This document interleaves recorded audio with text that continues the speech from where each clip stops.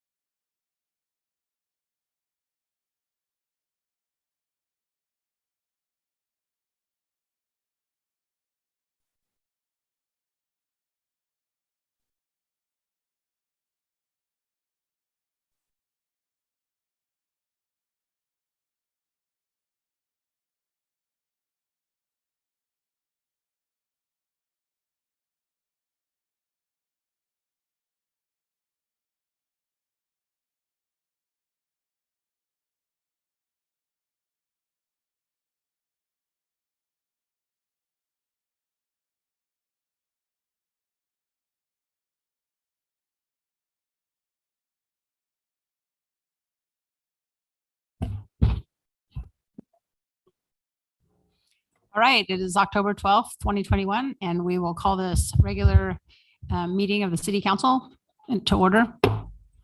We have a roll call. Councilmember Brown. Here. Councilmember Krupa. Mayor Pro Tem Lowenthal. Here. Mayor Meyer. Here. All members are present. Great, thank you. If you will please stand, we will have our Pledge of Allegiance by Mayor Pro Tem Lilienthal, and I will pray for us.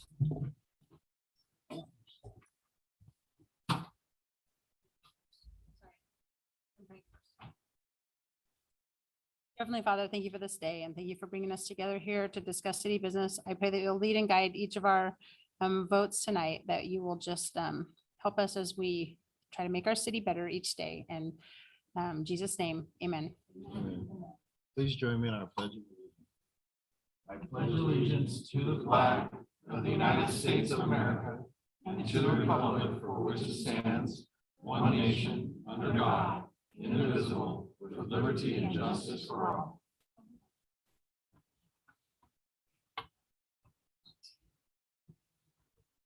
Okay, if our city attorney could please report out of closed session. Thank you, Madam Mayor. For item 4A, there's no reportable action. For item 4B, settlement direction was given by consensus. Thank you. Great, thank you very much. At this time, we will have communications from the public. Anyone who wishes to speak, we ask that you fill out a speaker form, appear with the city clerk, and you will have 3 minutes. For the first items, we will have items that are listed on the agenda. So our first item here is for John Marin.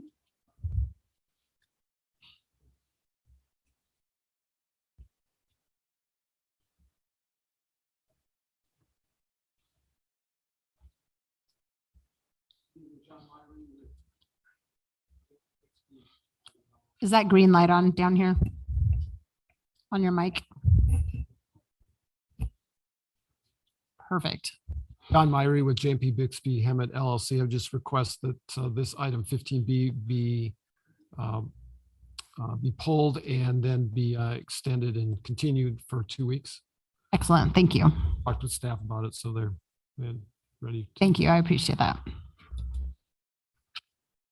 Okay, next we have Eddie George. You have 3 minutes, followed by Lori Kane. Okay, Lori Kane, followed by Eddie George.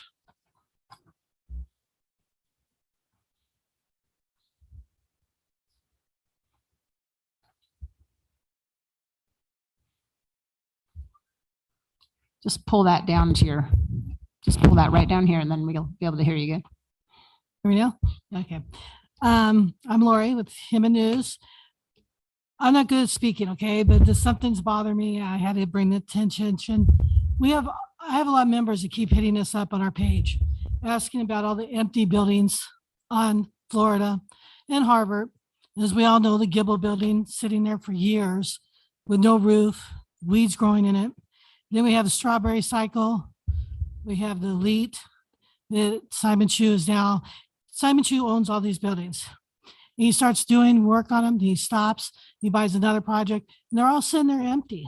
And it's making our city look real bad, seeing all these empty buildings. And now we have him, he bought Boys Burgers, and now he wants to evict that business out of there, and they're paying. And there's bad business there, and he wants to evict them. They raised the rent. The owner there is paying that new rent, but he still wants to evict them. So we can have another building. And then we got word that Sweets Barbecue wants to buy that. So we're going to have all these empty buildings. We're going to have like 10 empty buildings, and it's just making our city look bad. And we want our city to look good so people can come here and enjoy our town, especially Harvard and Florida. That's our main thing. And it looks terrible. And something just needs to be done with that. And people are always asking me. So I thought I'd just come here and bring the attention. Thank you. Next, we have Eddie George, followed by Jerry Ann Franklin. I just basically want to clear up a little bit that she did not cover on this about the Simon Chu issue. I know the city back in 2014 granted Simon Chu over several $100,000. Don't know the exact amount. We're actually trying to find that out. But he was granted this money to fix the Gibble building here on State in Florida. What happened to that money? He's putting it into buying other businesses and doing construction on other businesses that really don't need construction. What's going on with the Gibble building, you know? And instead, he's just leaving all these businesses empty. And like she said about Boy's Burgers, everybody knows how long Boy's Burgers has been here. It's like one of our heart of our town restaurants here. And when he bought Boy's, he paid $250,000 above market price for this building, and then immediately told them that, hey, your rent's going to be double. Went from $1,300 to $2,600. Then he told him, okay, well, you can buy the building for $450,000. That building's not even worth $450,000. And Al told him, look, I can't pay that. There's no way. He said, it's killing me to pay $1,300. But now he doubles it and then wants to double the amount of the value on this building. He says, well, if you can't pay it, then you're being evicted. I mean, why do you want to get rid of a good business that's in our town? And it's like, now we have another empty building right downtown in Hemet, you know, right by our library and police station, a family-owned business. And why does he want to do this? Is because he said he got mad because he's seen Matthew McPherson, who he has a beef with, at his restaurant. Just because Matthew and him have beef, Matthew can't come into his restaurant and buy food. He's a valuable customer from him. Just because they have beef, he's doing that because of that. And I think, you know, the city should come together. Carly, I tried to call you several times about it, but I know you've been busy with your treatments. The city needs to get together and don't allow this guy to keep buying buildings from people and leaving them empty. I mean, let's fix the city's businesses that he's already got, that he's been paid by, you know, to fix the building on that Sharkey's building, the Gibble building. You know, we hear that he was supposed to save the historic marks on that building, and what happened? He destroyed that. So was this guy supposed to be for our city? But yet he's making our city look bad, and it's coming back on our city council. You know, people are coming to us, like Lori said, they're asking, why is our city allowing this? The city should have something to do with this. They should be able to stop it. He can get permits or don't get permits, where all these other business owners came to me and told me, we have to get permits to do any little everything we can do. If we want to fix something in our building, we got to get a permit. But Simon Chu can get away without having permits. So, you know, people are asking us, what's the deal with that? Why is he getting favored when nobody else is? So I just asked, you know, the city council, if you guys can look into this and, you know, be on this guy like you are all the other businesses that we have in town. You know, it's not fair. Everybody else is going to have to deal with, you know, the price of fixing this and fixing that, but yet he can't. Let me give you some advice. If you want to find out facts on things, then you can email our city clerk for documentation of items. And we are working on So that. We you- definitely want that. You do that. Thank you, Carly. Yep. Okay, next we have Jerry Ann Franklin, followed by Richard Contel.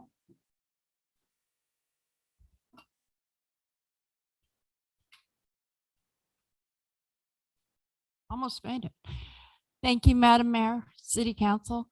I'm here tonight on behalf of the Lakes of Hemet West, and we have some major concerns going on with the homeless situation behind Winco. It's growing into a community back there. I know that the homeless, it's not illegal to be homeless. However, when it infringes upon the people in our community and their safety, then it becomes an issue. And what we're having right now, the homeless are even coming up and doing panhandling as you drive through the drive-through of Chase Bank, where they will come up literally as you're at the ATM machine and try to get money out of you to wash your windows, literally standing in front of the cars. That's wrong. That's not necessary. Our homeowners in our community can't even go into the entrance of Winco without somebody harassing them. People go into that area because our neighborhood is right across the street. They shouldn't have to drive down to to Stater Brothers or down to Walmart, which don't even get me started on Walmart and what's going on down there. But, you know, I'm here to speak on behalf of our community. Our Lieutenant Dixon does a fabulous job. The city management has been doing a great job keeping that field clean. I have been praising you guys. Everybody's been doing a really great job. The police have been stepping it up.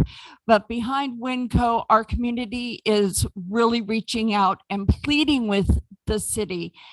Please support the police department in getting that area cleaned out.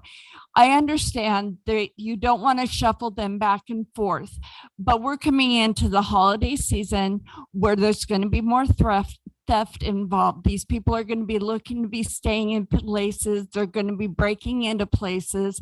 We need to be proactive. You know, I know they don't want to follow the rules of the Salvation Army to stay in a bed, but that's not our problem. That shouldn't be our problem. That shouldn't be the problem of our community. We're looking at 80-year-old people. So let's protect our community. The city needs to help the police, stay behind the police and support them to do their job. The homeless don't pay taxes.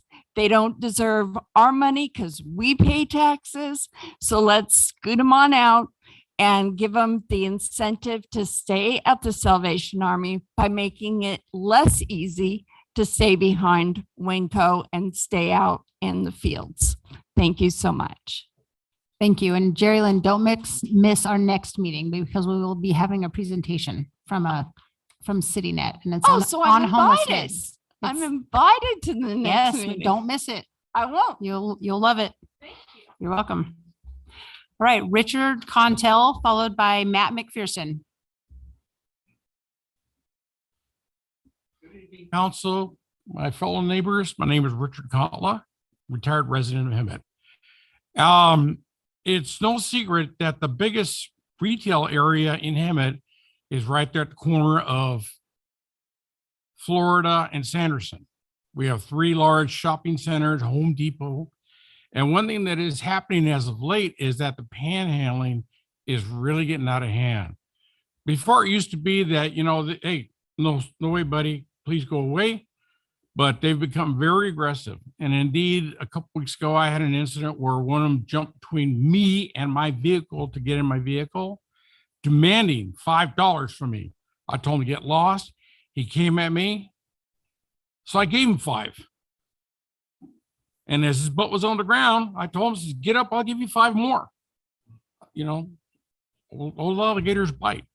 But the thing is, it is becoming a very prevalent problem, especially within wherever there's large retail now. In the last couple of months, it has stepped up. And it's only a matter of time before we have a very unfortunate incident. So this is something that really has to be paid attention to. Otherwise, it will become a problem everybody else's face. Definitely. With that being said, I'd like to give a shout out to our guys from Hemet PD who do a terrific job. There's a thin line between chaos and civil peace. You guys are all about it. And Thank you. Richard, when you have those incidents in those parking lots, it's very important for you to call dispatch because we track all these things and then we know where to have more officers, and it's all based on statistics. So please make sure you call those in. I should have done so, but I get it. I get it. Sometimes you have to call after, but at least you call. you got 10 with no change. Non-emergency. All right, yes. thank you. All right. Matt McPherson, followed by Joanna Cruz.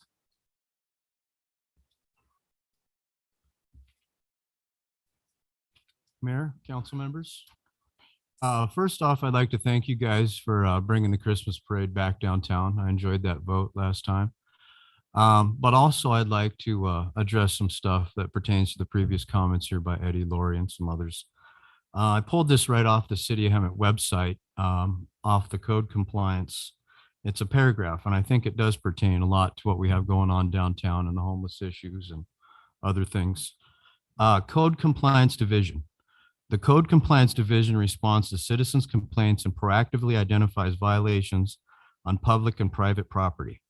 The basis of code compliance rests with property owners and tenants to act as good neighbors. Property owners have rights that protect them. However, the term property rights also implies that property owners have certain responsibilities. No property within the city may be used or maintained in a manner which downgrades the value, use, enjoyment, or safety of one's surrounding property. Code compliance activities protect the health and safety of the community and ensure the highest level of voluntary compliance. Thank you.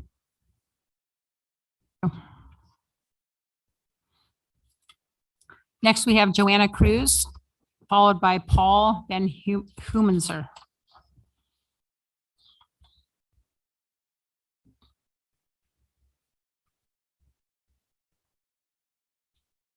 Oh, hello. Can you guys hear me well? I'm Joanna Cruz. I'm actually not even, I just filled out a paper and decided to speak just because I rent from Simon on Harbor. And I have a couple of businesses on Harbor. And Simon, you know, to say things, negative things and things like that and not know the facts, it bothered me. So I had to get up here and defend him. I have 2 businesses on Harbor. There's 4 or 5 new businesses that have opened up on Harbor due to Simon giving us opportunity. I attend the meetings on Wednesdays with Simon, so I know how hard he's working to fix downtown Hemet. I know that the city gives him a lot of problems. I'm actually the one that's going to open up Island Dogs with Simon on Harbor. So I know that we've been submitting things. We've been waiting on one project for 10 months and we finally got the permits for it. So like you said earlier, you know, it pays to send emails, find out what's going on.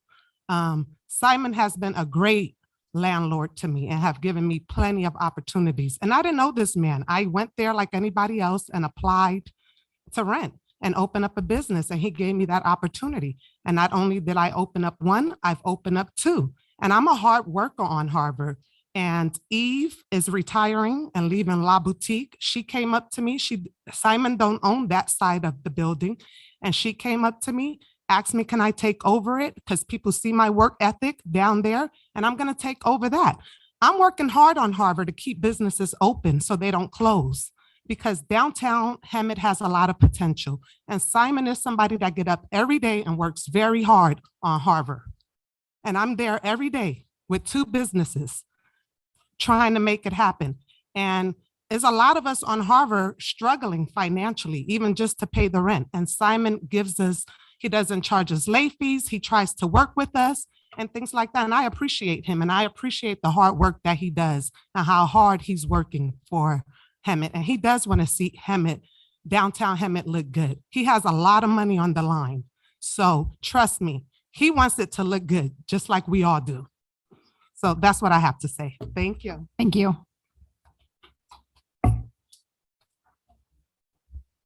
Paul Van Humenser. On the 15B, Trace Cerritos. We have a Paul out there that's ready to talk. Well, we pulled it, so.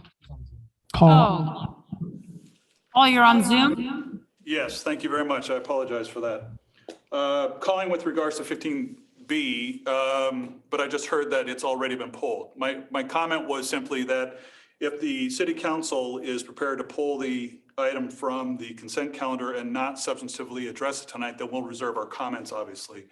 If the council is prepared to address whatever concerns Mr. Myrie is going to bring up, then we're prepared to address it with the city council. All right, well, we have pulled the item and we will bring it back next meeting. Thank you very much. Thank you. All right, are there any other public comments? Anyone on Zoom? E-comments? if there's anyone that wishes to speak, please raise your hand. Right now is the time to speak during public comment if you're a participant on Zoom. Just going to give you a few moments to raise your hand.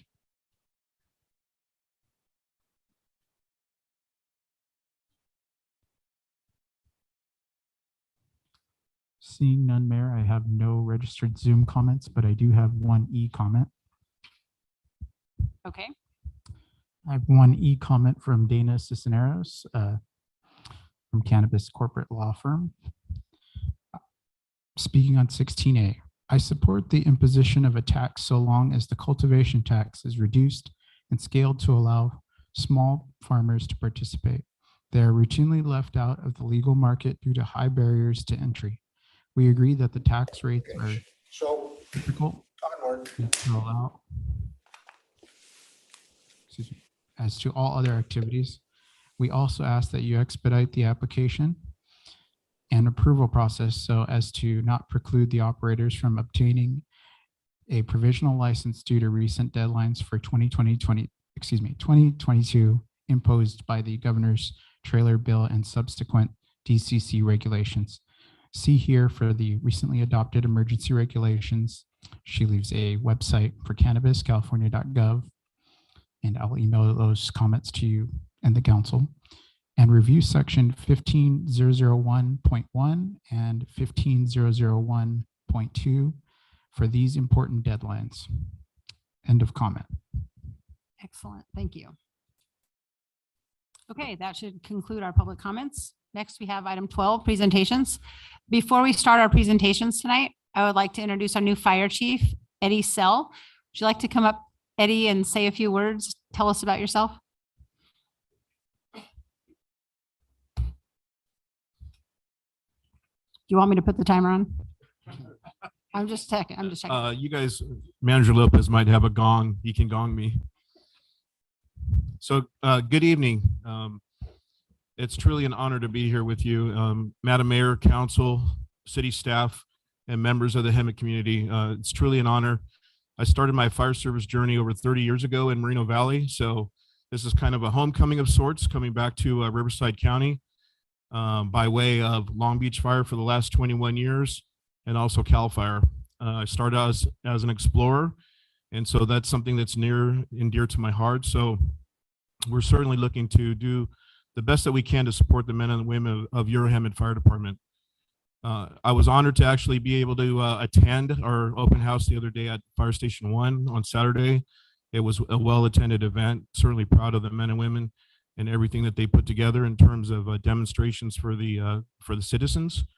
So yeah, I mean, I can't wait to just continue to meet everybody in the city and work with all of our great law enforcement partners, Public Works, all the other members of the executive team, and really do everything we can to make sure that Hemet continues to grow, expand, evolve with innovation, and just a lot of forward-thinking progress. So thank you for your time.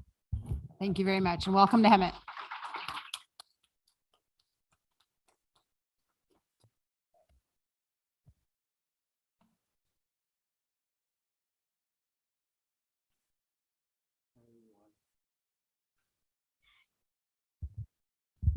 Hi, everyone.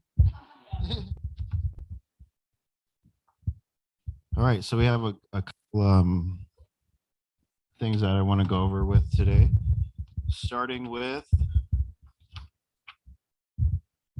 first, I'd like to start with Breast Cancer Awareness Month. And this is to bring awareness to all of the individuals who are suffering from cancer in this region, but more importantly, that we bring awareness to it, because there are a lot of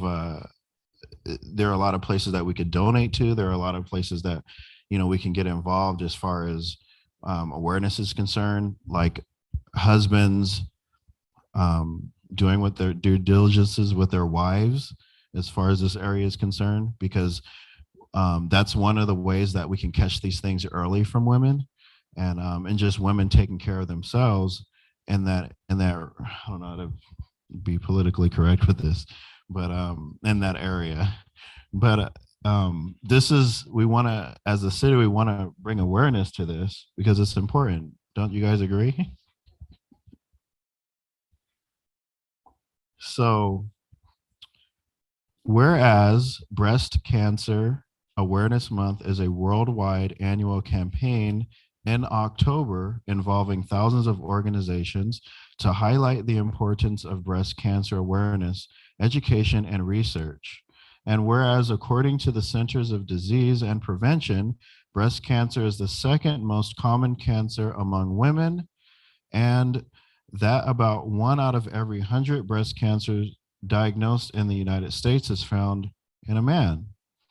Whereas Breast Cancer Awareness Month is an opportunity to unite all citizens in our community to encourage early detection through increased education and regular screening.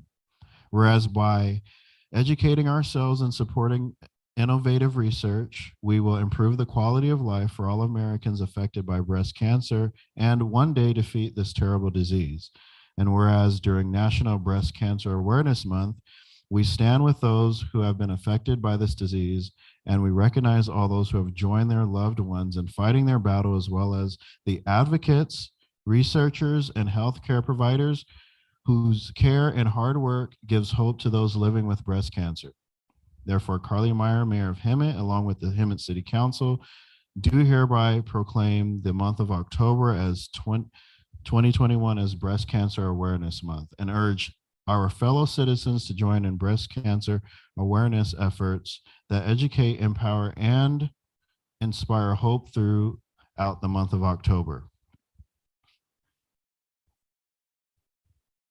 Linda, could you join me up here?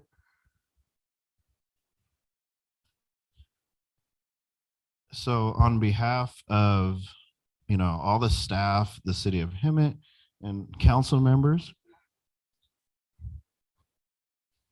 we wanted to honor you in your fight with this gift.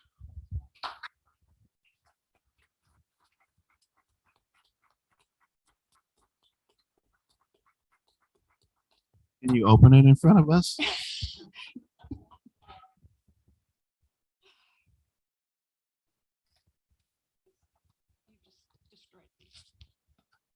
In a good way. For those of you who don't know, I have breast cancer, and I've had the surgery. I've finished some of the treatments. God willing, I'm going to be able to say in 5 years that I am a breast cancer survivor. And it's very personal. I do want to get the word out. Please, ladies and men, check yourselves, know your bodies. Don't let COVID be the reason that you die from something else. And I will say through this period of time, 3 of my very good friends have been diagnosed with breast cancer. So there's a lot of us around at this point. And I thank you. My hands are shaking. Here, I'll give all of that to you.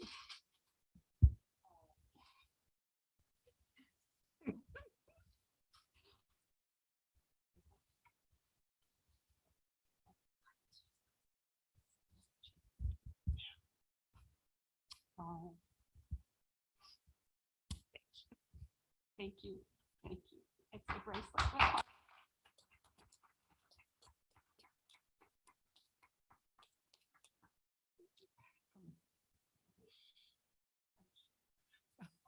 I'm sure. Also, with a plethora of other awarenesses going on this month, we want to highlight National Disability Employment Awareness Month. And so National Disability Employment Awareness Month, whereas National Disability Employment Awareness Month is held each October to commemorate the many and varied contributions of people with disabilities in America's workplaces and economy. And whereas the theme for this 2021 America's Recovery Powered by Inclusion reflects the importance of ensuring that people with disabilities have full access to employment and community involvement during the national recovery from the COVID-19 pandemic. And whereas people with disabilities are a crucial part of our town as valued workers, public servants, business owners, veterans, and family members and friends, and our Indigenous and valued contributors in the workplace, classroom, and our community.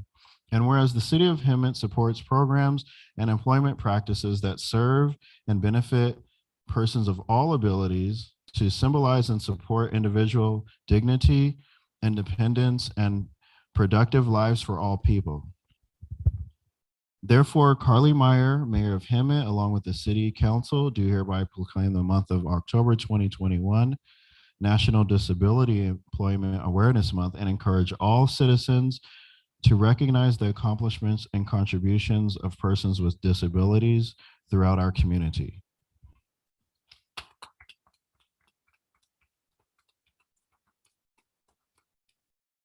So with that, I would like to invite representatives from KEVI 10.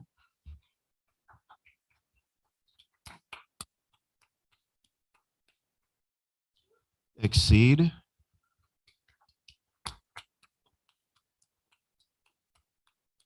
And Towards Maximum Independence.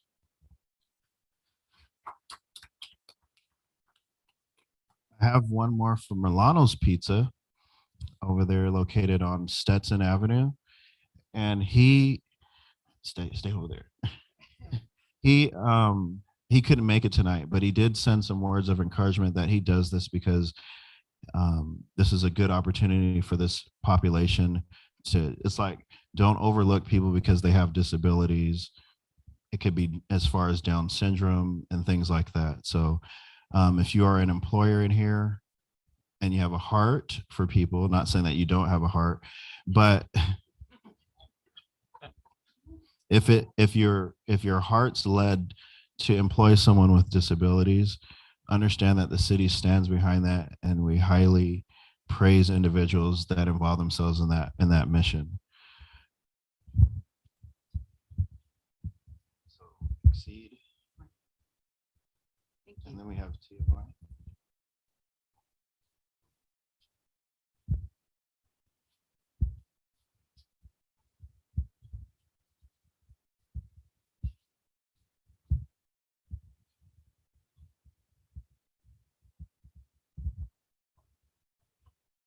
We really appreciate all of your, and this is not limited. I mean, we have other businesses in the city of Hemet that I know Chili's and is it Walgreens on Lyon in Florida?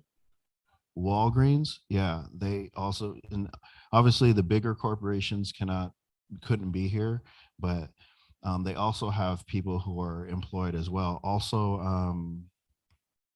on Palm Street, I think it's the place where they're making the RVs. Forest Rivers, they also, I went all over Hemet, and a lot of people are doing a lot of things. A lot of people didn't want to be recognized. And like, for example, Mr. Jeff over at Milano's Pizza, but these individuals, I want them to say a couple words about you. I founded Together on Disabilities in 2016, where we did advocacy work. I helped parents of young adults or children with disabilities advocate for services for their children. And then in 2019, I opened up a storefront called KEVI 10, where I team up with LifeWorks, and they bring children with disabilities to volunteer there and work. Kevi's my daughter. She's 22. She suffers from disabilities. She's special, and I'm honored to be her mom, because this is who I do it for ultimately. And she works at the store as well as Marissa, and they come in on Thursday and they do an awesome job. So I encourage the city to please support us. Come by. The kids are there on Tuesdays and Thursdays. Sometimes it's really slow because a lot of businesses on Harbor are struggling. But if you guys can come in there, pick up a shirt, pick up something for $1, it gives them an opportunity to ring you guys up and learn something. And they enjoy doing it. So I thank you guys for the continued support of those who have already came there and supported us. Thank you so much. Thank you.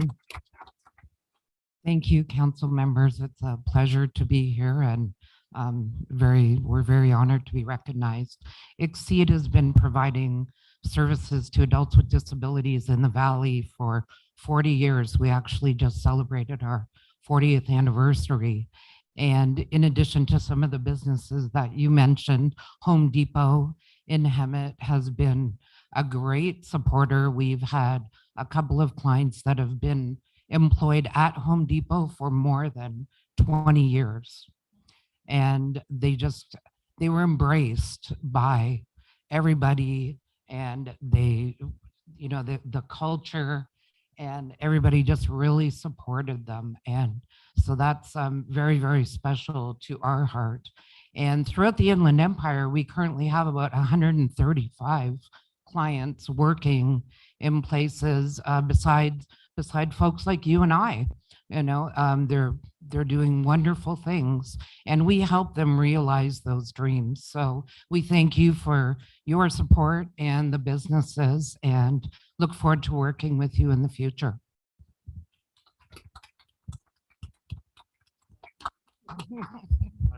Good evening, everyone. My name is Jose Mayorga, and this is Eva Prendes, and we are with Toward Maximum Independence. This nonprofit, also just like everyone else here, I mean, we do our work for them, for our clients that have developmental disabilities. And I mean, the reason we do this work, I mean, it's to help them become as independent as possible, just as they see us be independent in our own individual lives. I just want to be able to thank our community members that have helped us, and our clients have access to businesses, have access to be able to work, and be able to represent communities. And so it's nice to see other organizations as well that are here trying to make Hemet and all of its citizens and other individuals with disabilities have that capacity, have that opportunity to be who they've been called to be. So I just thank everyone here, and I think especially our clients that may be watching as well. So hello, everyone. But I just want to thank Madam Mayor and everyone else here, City Council and everyone else, just for the opportunity to be here. I'm sorry if I said too much. Did you want to say anything? You said it all. Thank you. Okay, all right. Thank you guys so much.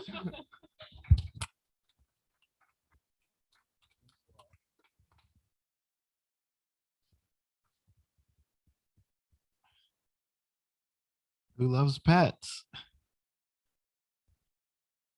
Who loves pets? All right. Well, Adopt a Dog Month. Whereas in October 1981, a year before I was born,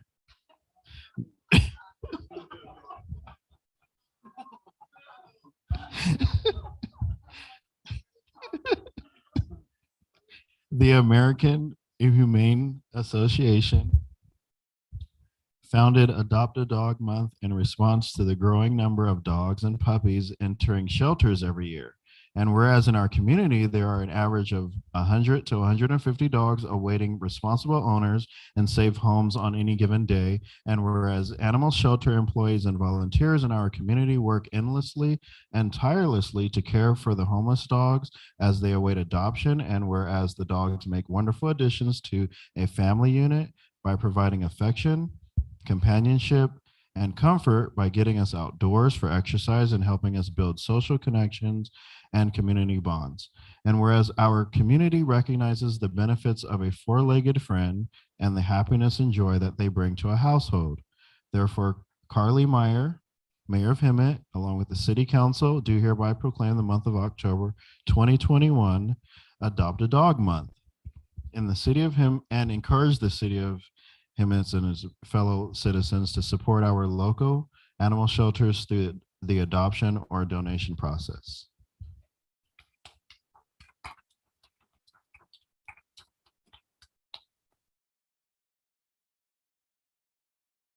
My final proclamation is Water Professionals Appreciation Week.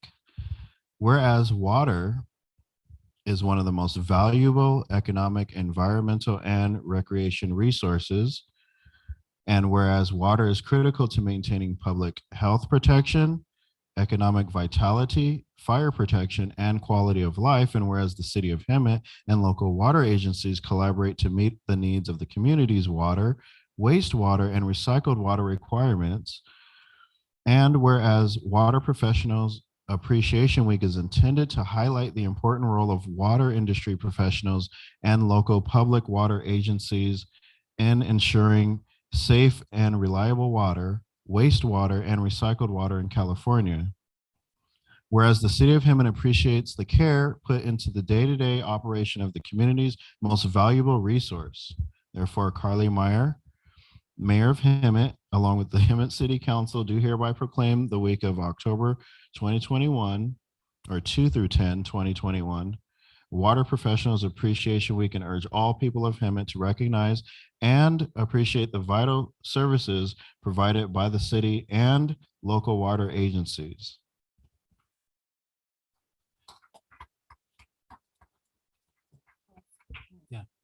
Mayor Pro Tem, we do have Travis Holyoke from the Water Division here that can accept the proclamation.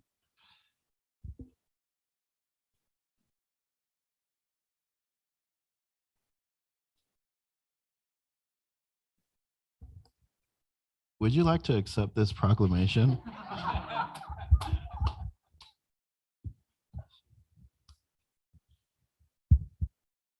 Water Professionals Appreciation Week.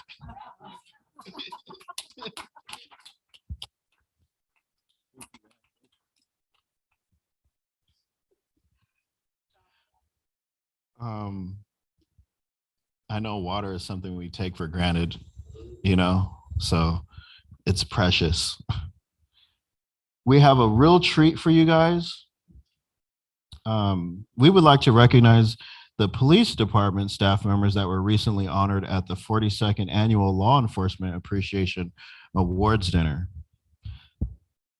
The ceremony did not take place last year due to COVID, so we are acknowledging our awardees for this year and the year prior.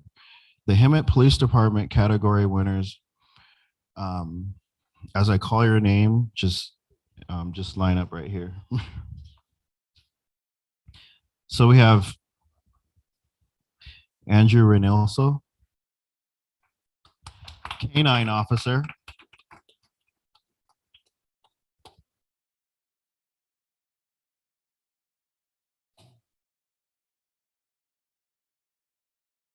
Dylan Wirtz.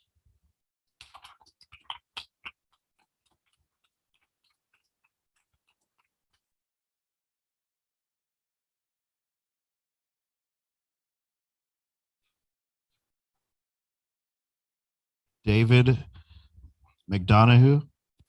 Donna.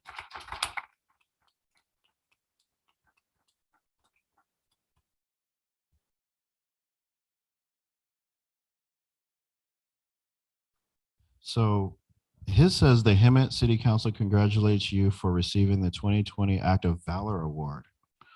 We are grateful for recognition of your unyielding adherence to the highest ideals of law enforcement and maintaining, preserving, and protecting the lawful rights of all citizens.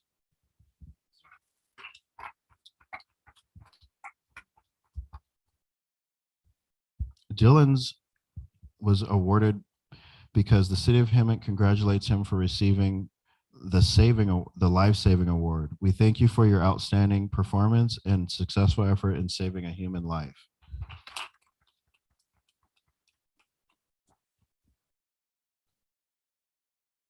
And then David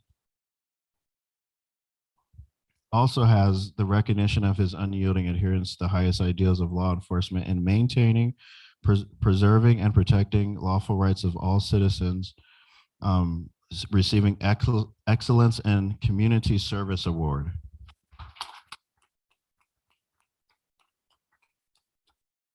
And then Brian Wood.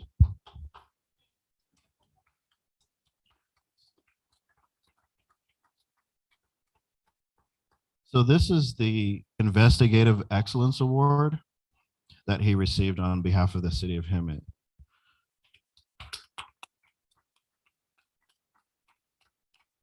And then we also have another Excellence in Community Service Award going to Luis Reyes.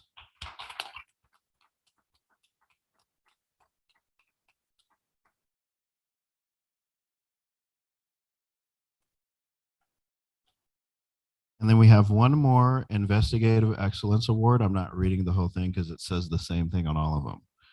But Investigative Excellence Award going to Gonzalo Alvarez.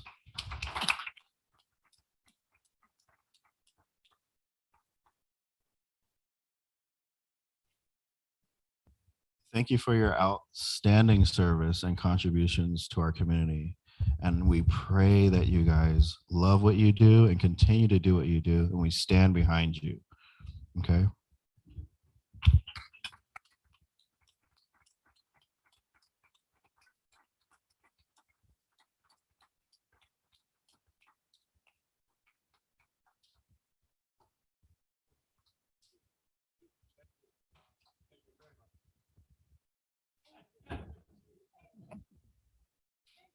All right, thank you. Thank you for doing that, Malcolm. Yeah. I'll see you guys in 2 weeks.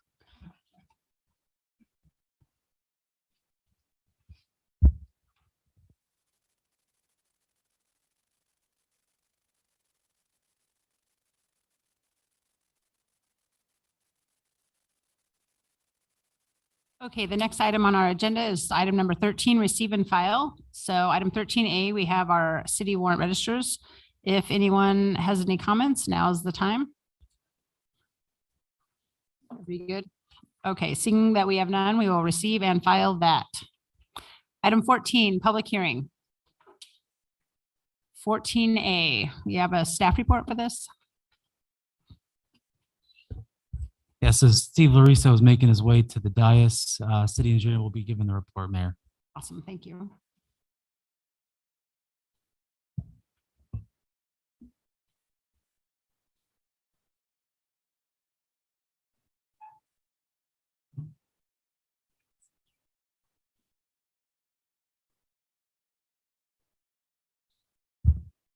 Good evening, Mayor, members of the council. I apologize for the delay. Just trying to get my stuff in order here. This item here before you is for the, it's a resolution of the city council for amending the applicable TUMF fees that are associated with all developments within the city.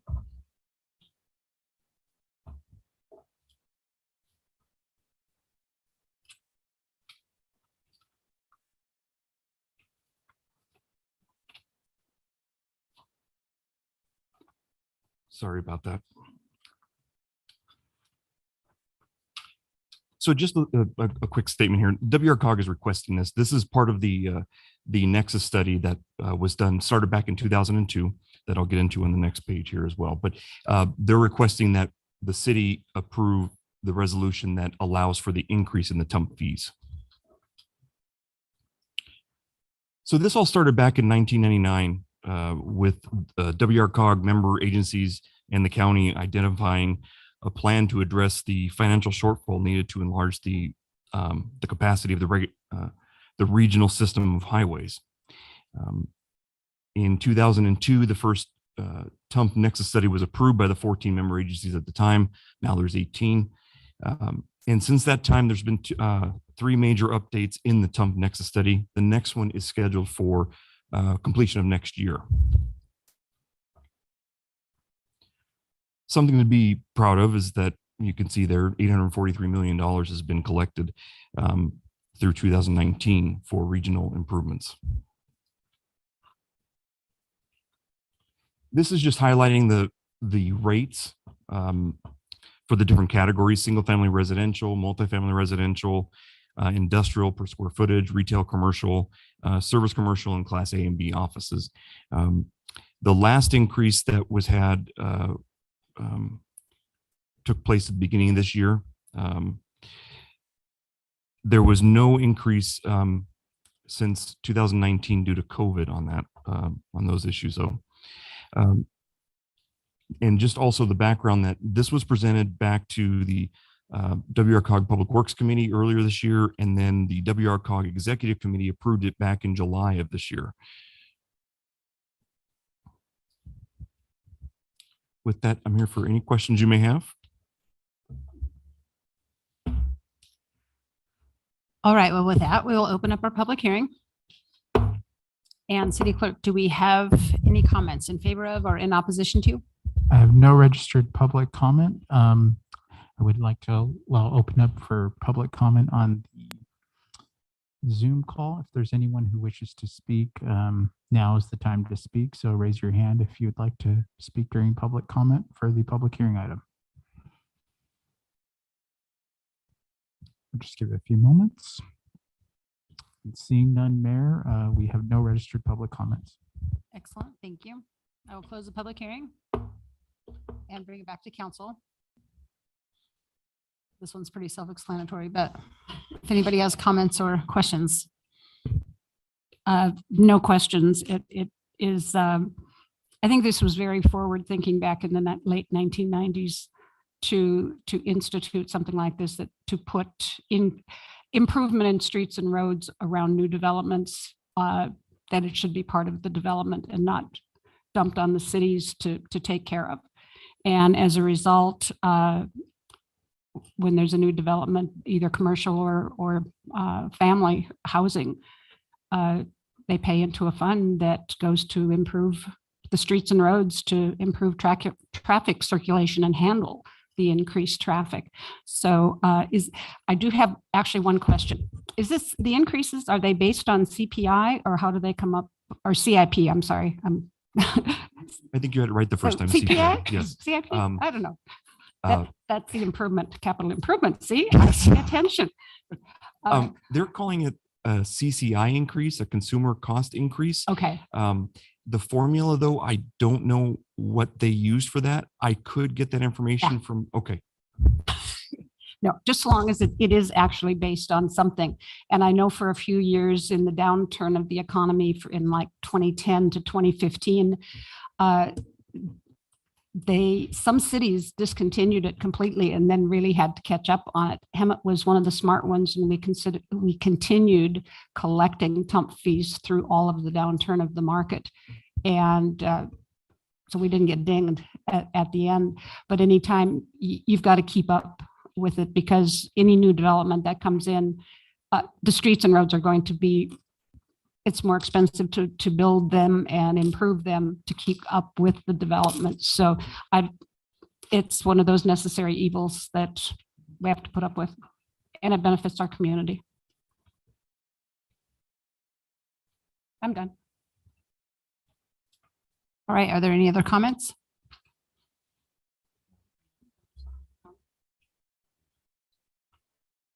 Commissioner?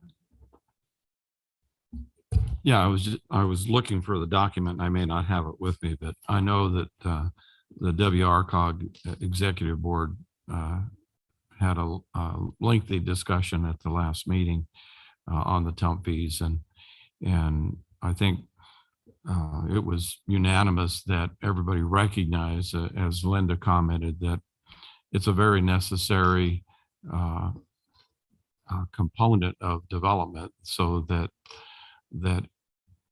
these developments are encouraged and sought, but not on the backs of the city taxpayers to have to support the impact that it has on the infrastructure and the roadways. So it's a reasonable means of addressing those costs and impacts, and they're going to be doing the Nexus study again coming up next year. So as the cost of materials, as we know, are going up, it's necessary that we continue evolve and not fall behind. Right. If there's no further comments, do we have a motion?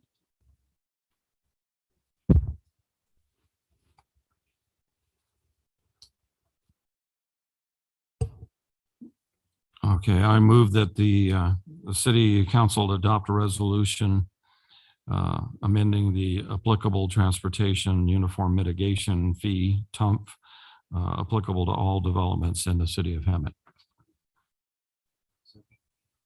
All right, we have a motion and a second. Any further discussion?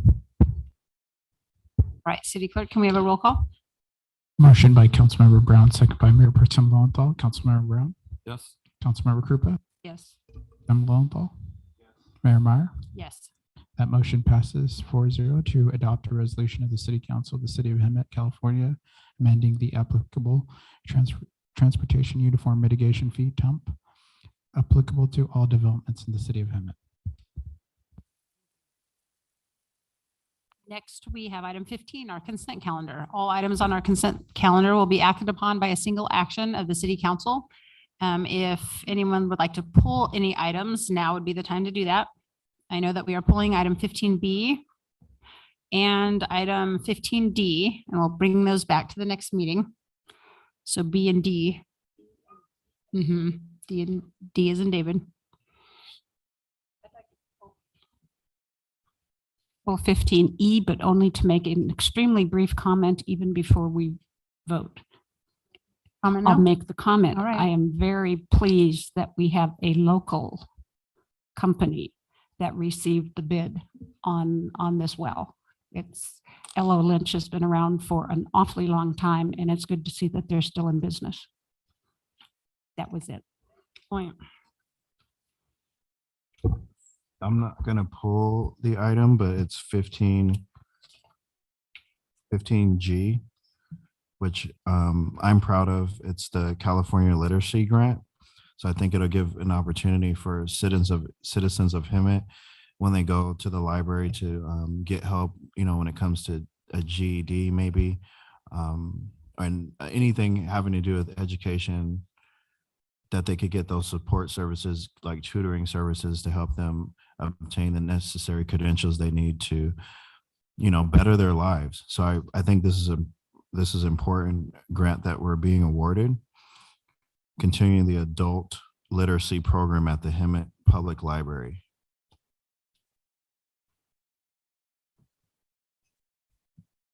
Okay, if there are no items. Mayor, I do yes. have a comment on 15B. We want to make sure that legal and staff has enough time to review it. So we're requesting 30 days on that one, Mayor. 30 days.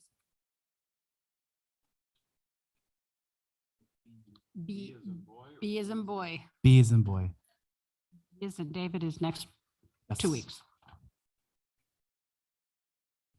Okay, so we have all items except 15B as in boy and 15D as in David. Up for a motion. Motion to approve. Second. Right, we have a motion and a second. Any Mo- further discussion? Motion by Councilmember Krupa, second by Councilmember Brown. Councilmember Brown, Yes. Councilmember Krupa, Yes. Mayor Pro Tem Lowenthal, Yes. Mayor Meyer. Yes. Motion to approve consent calendar with pulling items 15B and 15D. Great, thank you. Okay, item 16, discussion action items. First, we have item 16A. This is our resolution of the city council for our cannabis business license tax rates. Mayor, Steve Graham, City Attorney. This is an item that has come to the council twice before, and I've updated the staff report to include the additional research that was requested by the city council. In particular, the city council had asked for information on the 2 jurisdictions in Riverside County that weren't utilizing a tax to raise revenue, but they were doing it through agreements with the retailers. So there's actually 3 jurisdictions that are doing that, one of which is Canyon Lake. As you know, I also serve as city attorney there. They have not actually gotten their cannabis regulatory program off the ground. They just did their second reading a couple weeks ago, so they don't have any data on that yet. For Lake Elsinore, they are charging $18 per square foot for combined retail cultivation micro businesses, and they expect to receive approximately $100,000 per year in revenue per location. Wildemar is starts with 2% of gross revenues in the first year, 3% in years 2 through 5, and then 5% in years 6 through 20 for their cannabis retail, expecting revenues of $50,000 to $130,000 per location. I can tell you based on my conversations with HDL, those expected revenues I think are a little understated. I think that they're probably going to realize significantly more revenue than that. But that's the numbers that they have. I did have another question that was from the council regarding the number of licenses that are in Riverside County. I didn't have that data at the time of getting the staff report in because with our city manager and our city clerk, we are on a very robust schedule for getting these staff reports in on time so they can be adequately reviewed. But I do want to orally add that in answer to that question, for cultivation, there are 133 active cultivation licenses in the county of Riverside. 66 of those are indoor, 42 of those are outdoor, and then the remaining, I think it's 28 or so, are a combination of mixed light, nurseries, and processors. For retailers, there are 80 storefront retailers. There are 5 non-storefront retailers. So those are basically delivery only retailers. And there are 39 micro businesses, which is the type of business that this council approved for the city of Hemet, of which 17 in the county allow for storefront retail, and 8 are non-storefront retail, so delivery only. So you can expect that those would be the type of retail businesses that would come to the city of Hemet based on the regulatory ordinance that was passed. In addition, there are 55 active manufacturing licenses. So 18 of those are type 6 non-volatile solvents. There are 16 type 7 volatile solvents where they're using butane and other extremely flammable gases to do the manufacturing process. And I will forward all of these. I waited till the end, Councilmember Krupa, as I saw you writing them all down, but I wanted to let you know that I will forward all of these to you at the end. Appreciate that. You're welcome. So with that, we do have the recommended numbers that came from HDL, and these were lower than the average. The intent of that recommendation was for Hemet to be very competitive. We do have the average of all of our jurisdictions in Riverside County. And then I think probably more to the point, we have the numbers from our adjacent jurisdiction, San Jacinto, in the chart. I have attached a resolution that sets the cannabis tax rates. I left the amounts blank so that the council can give that direction. If that was the desire tonight, the city clerk can fill it in and you can pass it. The last point I would note is that if the council takes no action on setting the cannabis tax rates, the cannabis tax rates are currently set to 15% of gross sales for retail and other uses, 25% for manufacturing, and $30 per square foot for cultivation. I think that would, in all those cases, would make the city some of the highest in the region by a fair amount. Right. Thank you. All right, you guys ready to set this tonight? Yes, let's pass this tonight. I'd like to make 2 recommendations on this. Okay. And that's to increase the retail to 10% and to increase the cultivation to $10 a square foot. Leave the rest of them the same. But I do have a question on that. Do we not have cultivation as only indoor in our ordinance? There is no outdoor? Your ordinance allows only indoor. Only indoor. Okay. Those are my comments. Okay, so let's barter. Okay. What if we, I'm pulling back our old sheet here. Like Moreno Valley is 8%. What if we did like 8 or 9, just to be a little bit sweeter than all the 10s? I'm only saying it because we really have limited our area anyways. So if we want any, we'd probably need to like throw somebody a bone to do it.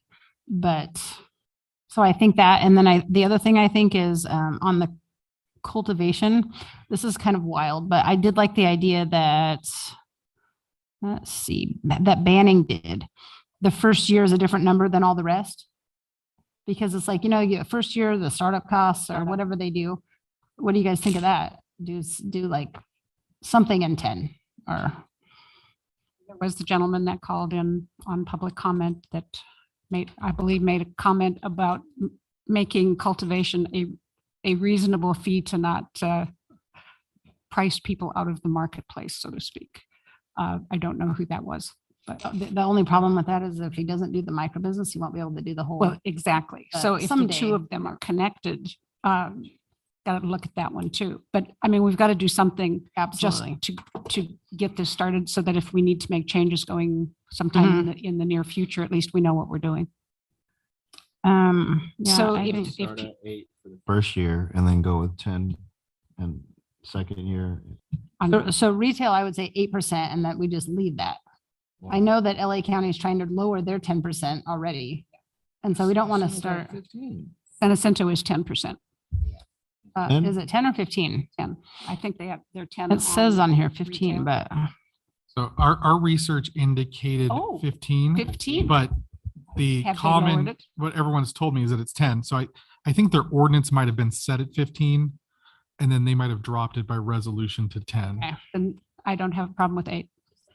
Okay, let's do 8. Let's say 8 for retail. Let's see here. Paragraph 1 of the resolution for the city clerk. Yeah, fill in the blanks. And then cultivation. What's a good thing on cultivation to start out with? The first year will be one amount and then 2+ will be a different. Okay, realistically speaking, and I don't have the numbers on this or if HDL has ever talked to us about that, but starting at a lower fee as a startup, is increasing it the second year actually feasible, or would it be more feasible to go like year 3, 4, or 5 to have an increase? So I've not asked HDL that specific question. I can only go by what other jurisdictions have done who've decided to do that. And generally, the first year is the lowest, and then it escalates after that. Sometimes it'll escalate even further after 5 years. But generally, the first year, there's kind of a tax break, and it's mostly, it seems to offset significant capital that needs to be outlaid in order to create the indoor manufacturing facility. Or cultivation facility, I should say. I don't have a problem with starting lower and escalating. 6 or 7 instead of 10. If we did something in 10, you said 10, right? For the ending up. So if we did 10 for the second plus, and then just think of, I mean, what would you say for the first? 5. Do 5, just leave it. But then go in maybe year 3 or 4, something like that. Like look at Bannings. They do 5 and 10. 5 and 10. Right. So make it and look 5, 8, 10. Desert Hot Springs, who started at 25 and now we're down at 10, but they've got a big marketplace over there too. And they were the first. To they took a lot of authorize it. risk. Yeah. So do you want to put 3 steps? Do you want to, how complicated should we make this? But that's entirely up to the city clerk. He writes fast. Okay, Russ, waiting for you and Malcolm to weigh in.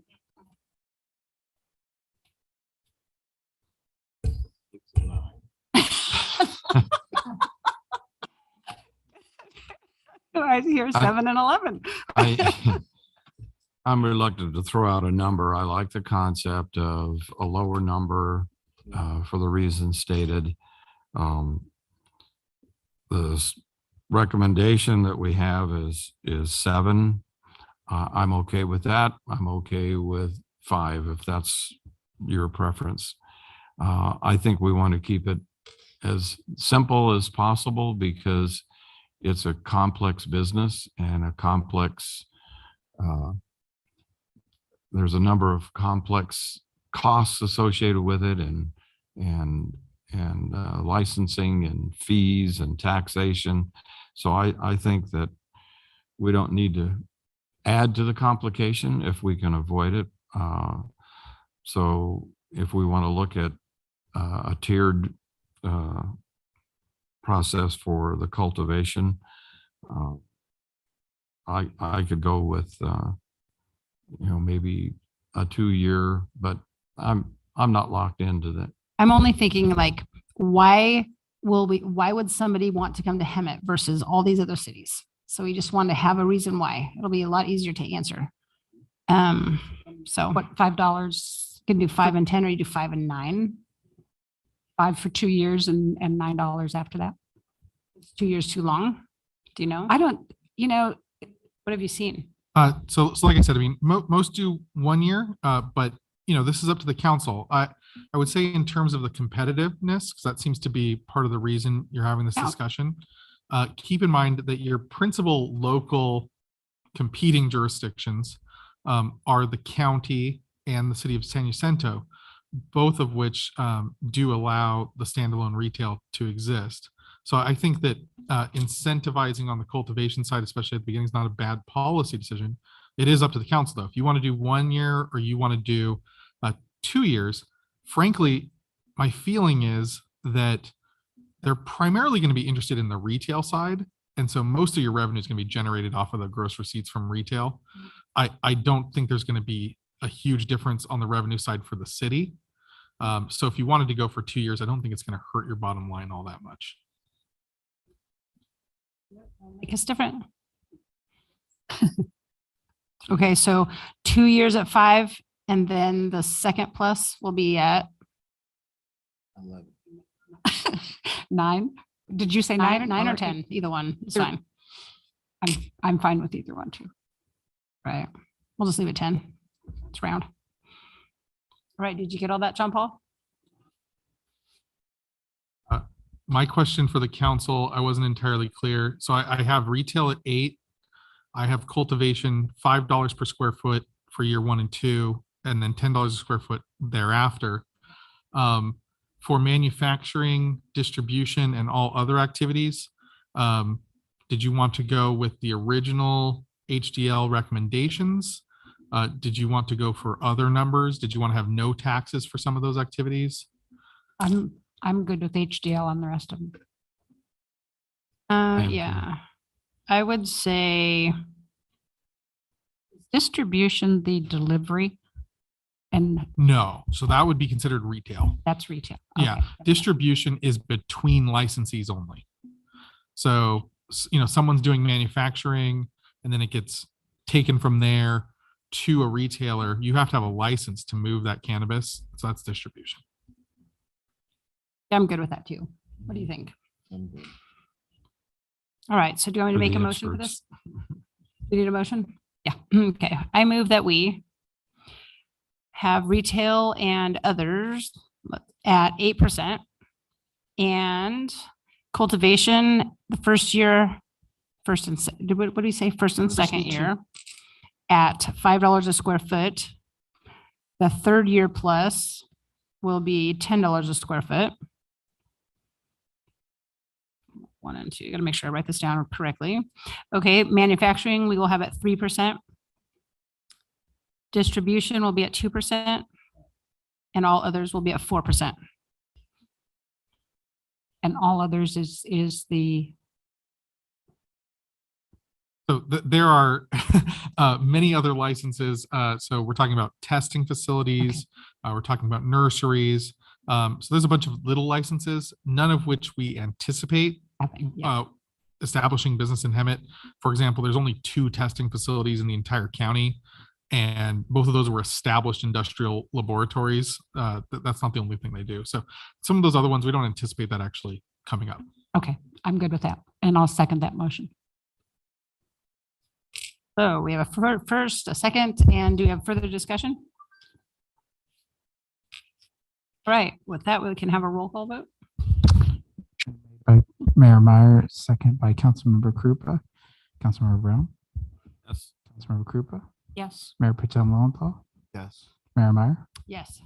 That motion passes 4-0 to adopt a resolution of the City Council of the City of Hemet, California, setting cannabis business license tax rates as amended to include the following rates for retail at 8%, cultivation for first and second year at $5 a square foot and $10 per square foot thereafter, manufacturing at 3%, distribution at 2%, 4% for testing, including nurseries.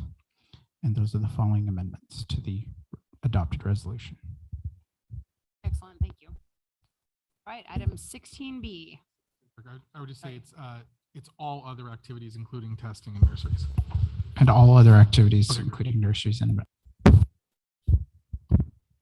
Item 14B.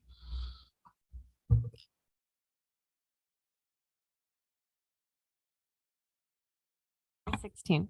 Oh, I'm sorry, 16B. Yep. I'm here to present the Adopt a Street program. Initially, we had several members of the community approach staff and say that they're interested in adopting a street. So staff took information from different jurisdictions and compiled a program that works best for the city of Hemet. So starting off with our initiatives and how it falls into our strategic plan. The next slide, please.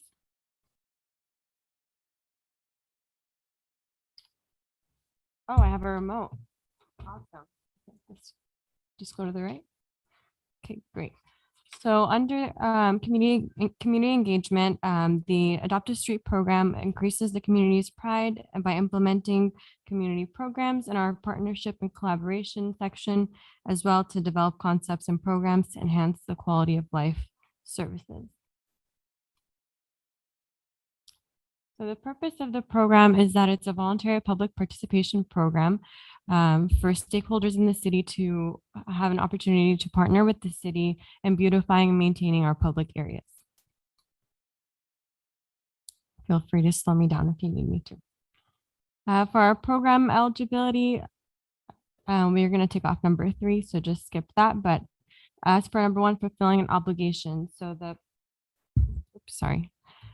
So for fulfilling an obligation, the organizations that are participating are required to follow our program guidelines.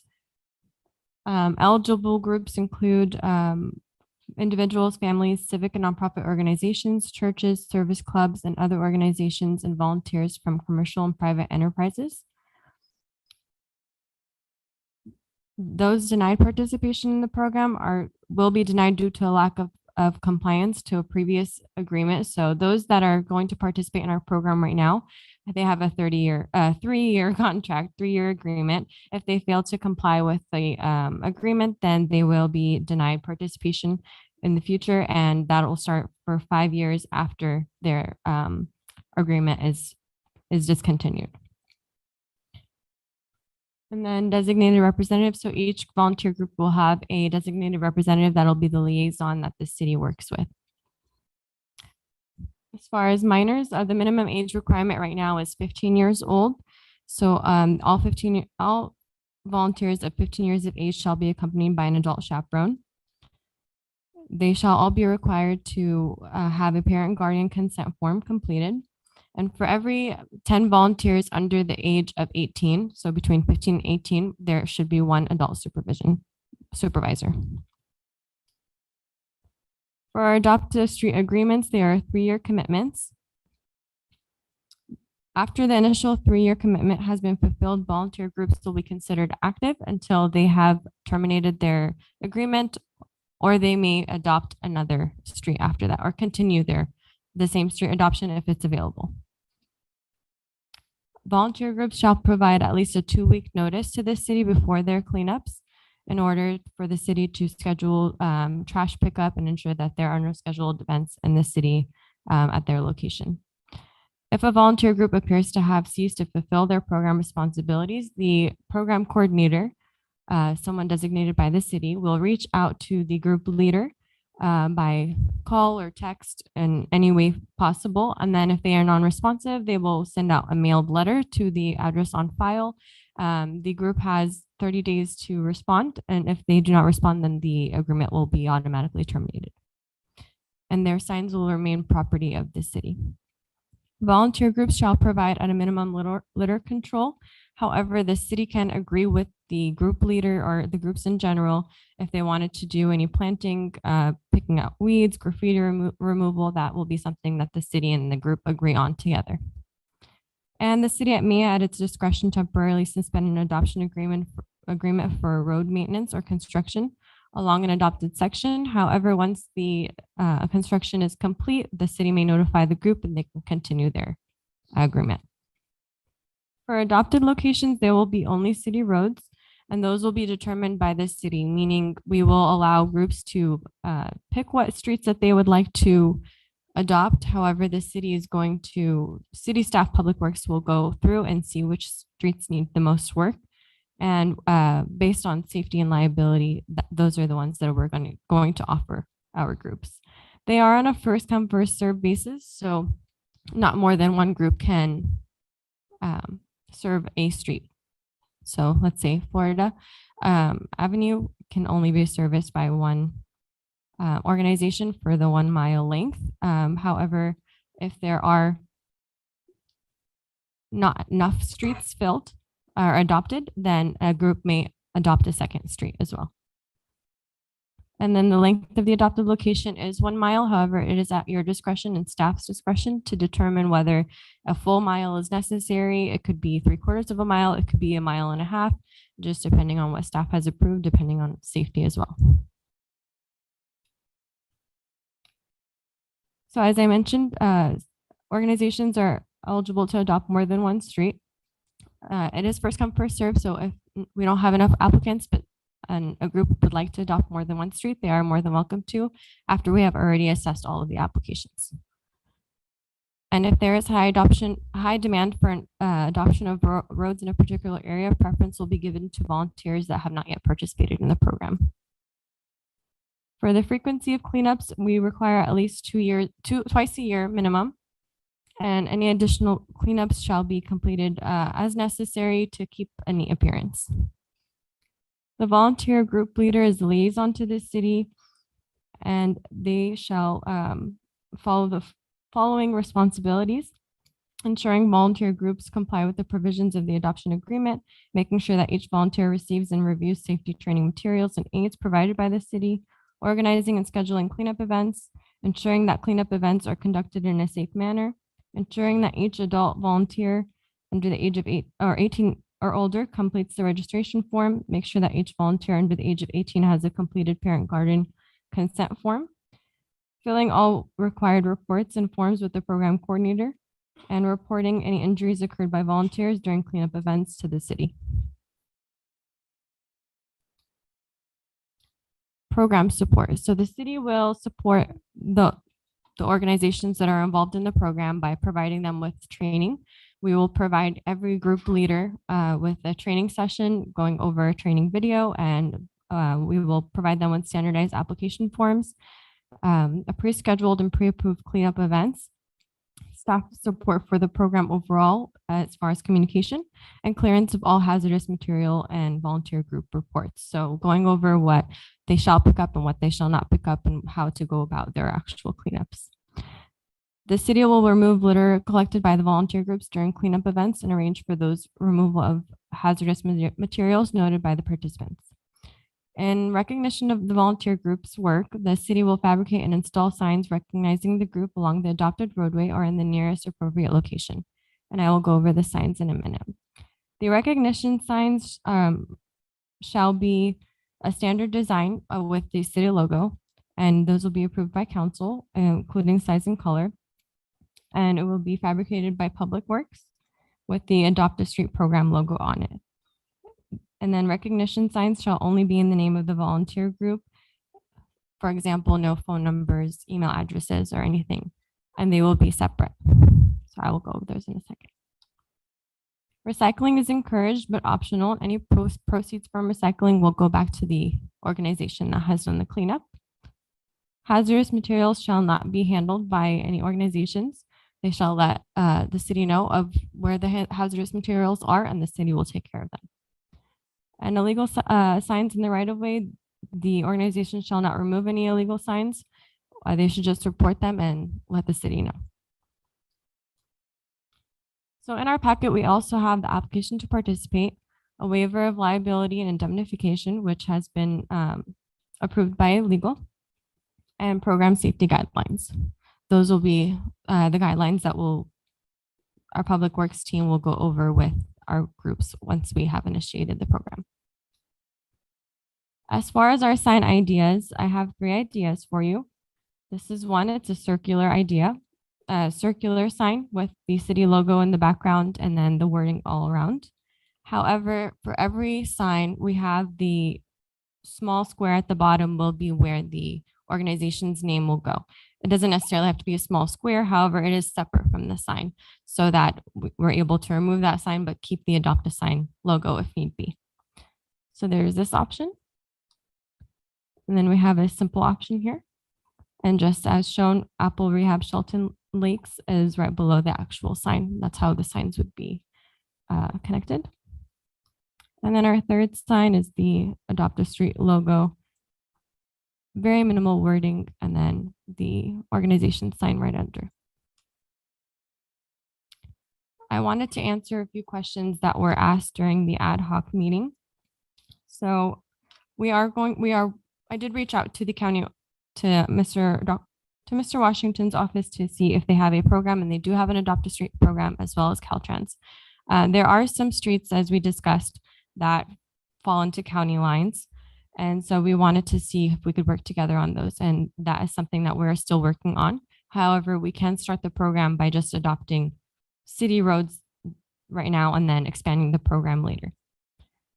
As far as liability, everyone does need to sign a waiver of liability, and we will be using the JPIA safety video if approved by legal. And as I stated earlier, these streets do not need to be exactly 1 mile in length. They can wrap around. They can be 1.5 miles. They could be 3/4 of a mile. That's going to be up to the council to decide. And we wanted to discuss what are areas that the council might want to change, such as the age limit. The age limit right now is 15 times. If you want to expand it to maybe 3 times a year minimum cleanup. Also, the policy for the approval of nonprofits that request adoption are up for staff approval, meaning organizations that want to apply and have their name on the sign, but might be controversial. So those would be up to the city, up to staff approval, and then preference on your design and logos. And let me go back to the actual sign ideas. Awesome. Thank you. You guys pick your sign first. Which one do you want? That's the easiest. That one's the best. Round one? Russ? Yeah. All right. So we'll go with round for the sign. Okay, but keep in mind the sign right under will be rectangular. That's okay. Okay, just making sure. So the city logo in the middle, and then the Adopt a Street writing all around, correct? Did you want blue? Jackie, Let we'll, you guys do yeah, that we'll first. bring some, we'll mock it up. We got the design of what the council likes.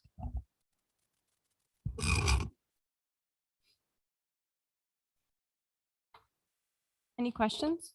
Go back out to our to-do list. Oh, Go ahead. go ahead, Russ. Go. Just a couple of questions. First a comment that I think that programs like this are really good because it engages the community spirit and it accomplishes the net result that we all want to achieve. So I think having community organizations participating in this gives everybody a sense of ownership. So I applaud the concept overall. I did have a question. Looking at the staff report, in the staff report, it says all groups who make this commitment will have a sign erected by the city with their name and or logo. And then later on in the, I think in the proposed, it says sign shall not include logos except for the Adopt a Sign program logo. So there's a conflict between what the staff report says and what the procedures are. And I just wanted to weigh in on that and advocate that I think that there could be an opportunity to allow organizations to include their logo for a couple of reasons. One, many organizations may not be recognized by their name, but they have a widely recognized logo that people could identify with. So I think I would advocate that there should be some leeway to allow a logo. The prominent logo obviously is the city because it's a city sponsored program, but I think that you might find organizations really wanting to include their logo. And so I think that would be one recommendation that I have. As far as the age group, I don't know if the city attorney wants to offer any commentary on that, but I think that I'm thinking of organizations like the Scouts and Little League, and you'd have some real energetic young folks that could do a lot of good sweat equity that are considerably younger than 16. So I don't know if there would be a legal concern about lowering the age limit, but I would recommend making it lower if we can. Make comment on that too, just so that you don't have to Personally. answer twice, but I would agree because, and even like families and churches, I mean, Malcolm goes on cleanups and he has his kid on his chest. I mean, he's still there.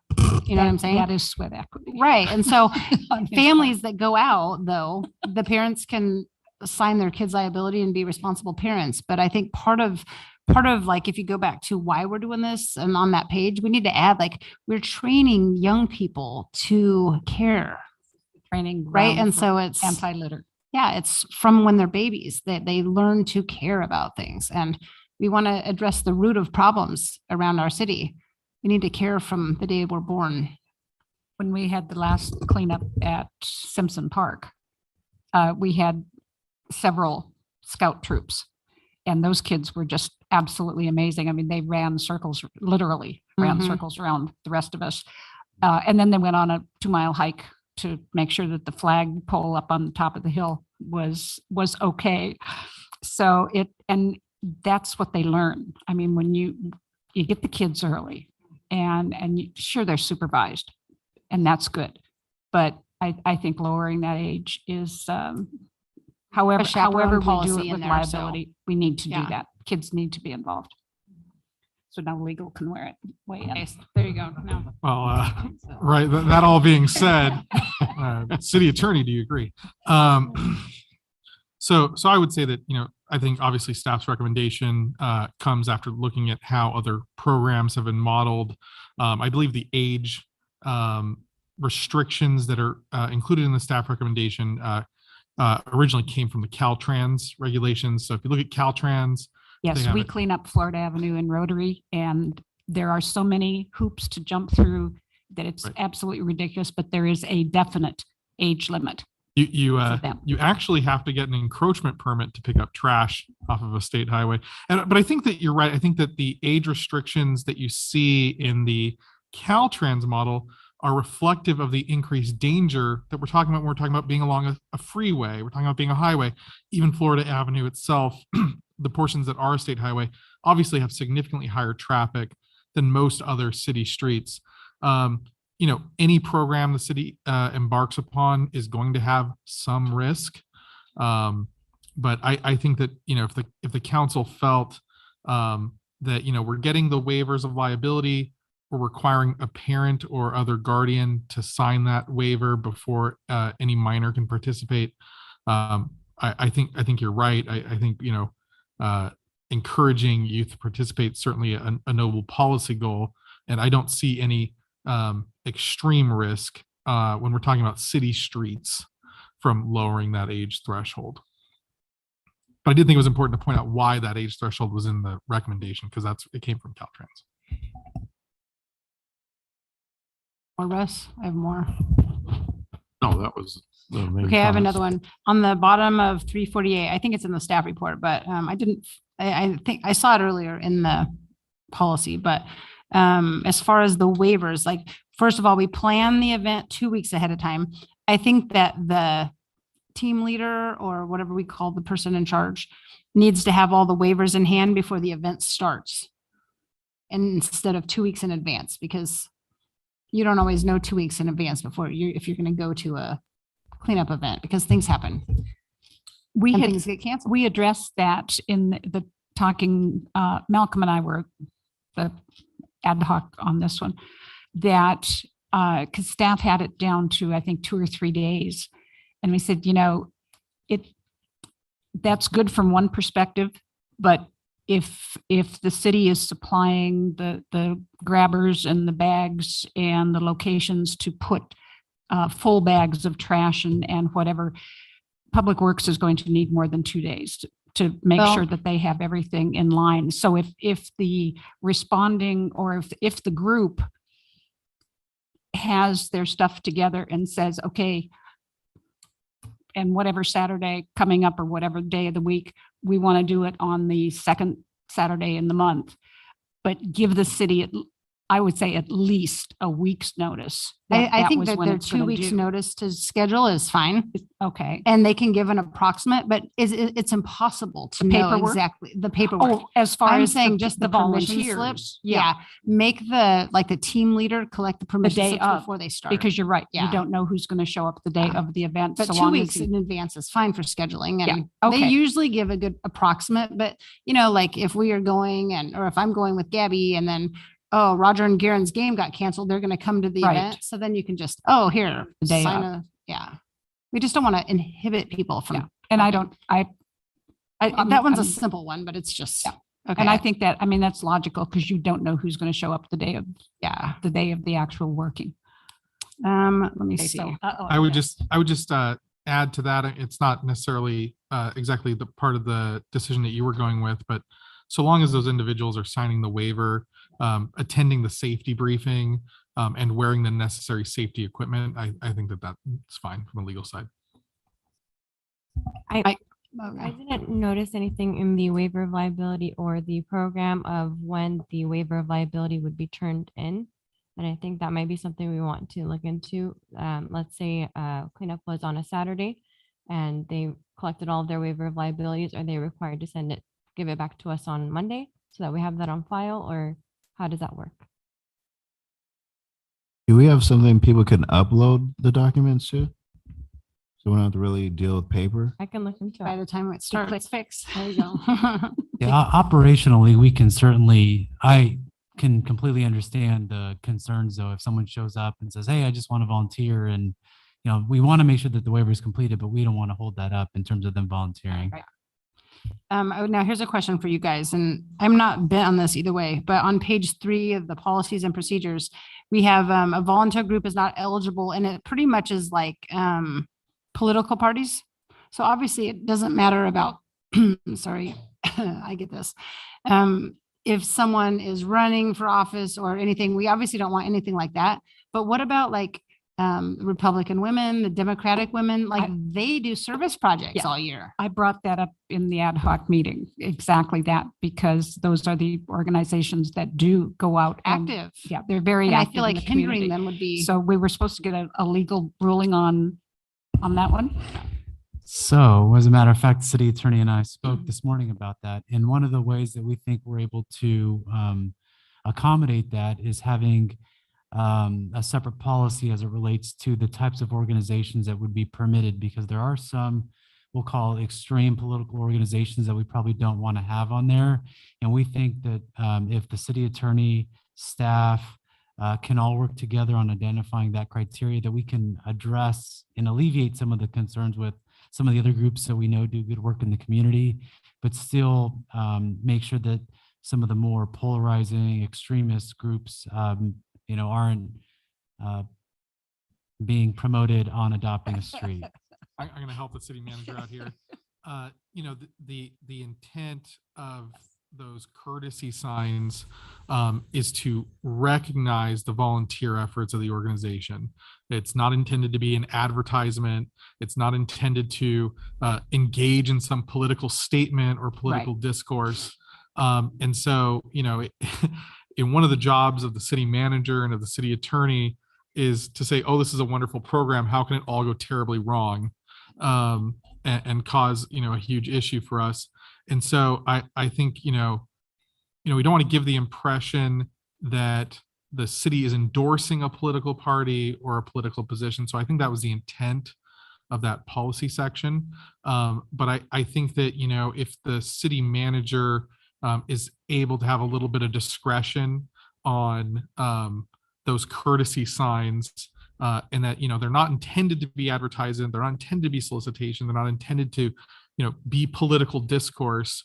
And, essentially we're talking about bona fide civic organizations That actually do things that and actually, as part of their besides regular that, course of business, yes. engage in public, projects like that.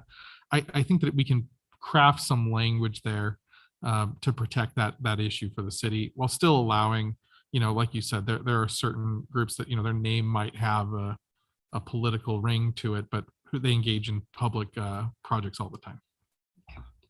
Okay, I wanted to bring up that one. And then, let's see. I wanted to add to that point in that in other cities adopt a block or adopt a street programs, I have not seen organizations logos. I do like that idea and we will take that into account, but I think that might be the reason why is that it's not an advertisement, it's just a recognition. So that might be something to keep in mind. On the program safety guidelines, it says do not wear long sleeves or do wear long sleeves, long pants, hard-soled shoes, and work gloves. That sounds great, except it's when it's 100 degrees. So I'll wear shorts and a t-shirt. So that probably shouldn't be in there. Maybe we can just say, solid shoes and work gloves and appropriate Sensible gear. work. Well, Yeah, a lot of because them, and you I don't know want them to stroke out. Caltrans does require that you wear certain clothing, and you can't have open-toed shoes or, Exactly. the rubber ones, whatever they're called, frogs, not clogs. I think we could craft the language there that, participants are required to wear appropriate work attire, for the work that they're performing and the climate that they're operating in. I think that would be fine. I don't foresee that being a significant issue. Again, most of these regulations or these policies are coming from programs that operate on the side of a highway, where, there's all sorts of stuff on the side of the highway you got to be careful with. The other thing too that's really important with this is our first stab at bringing this forward to council. So there's kind of this overarching concept of the program and of the Adopt a Street. So what we were really trying to do too is see, are we tracking and trending in the right direction that the council would like to go in?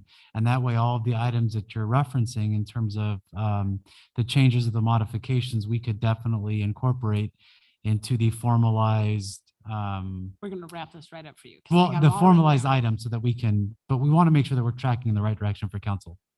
down. Okay, so those are all the things I have. Do you have more on this item? On the sign and the allowing logos or not? Will you go back to the example?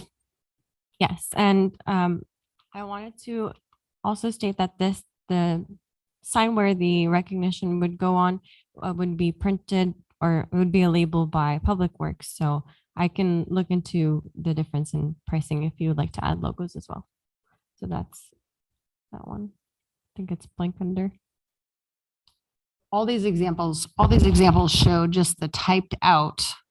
And I've seen that before, but I That's how I understand what seen Russ all of is saying too. I mean, reason that people have logos for marketing purposes. So you guys discuss this stuff. Yes. Mayor, on that topic, generally what I've seen in other communities that have allowed a logo or customization is that the standard, simple typeface is what the city provides to the organization. If they want to go a little fancier and have a logo or have something custom, then they have to pay that additional cost and develop that. And it has to be approved by the city manager. Is generally what I've seen in that context. That's good. I want to include though, there is a portion in the program that says that the signs would remain property of the city. So in that type of incident since they're paying for it, would they get to keep it? I think that's something we need to include or not, so we don't come across any problems. Yeah, I don't think they'll get to keep it because they're just paying for the extra. So, all right, you guys, let's make a motion on this. Now I've got this list, okay, of addendums. Wait, hold on. Yeah, go. So I want to add something else. I've noticed this year in our school districts that, and even like the charter schools, that they have like a physical education component where they have to sign off on some hours or something like that.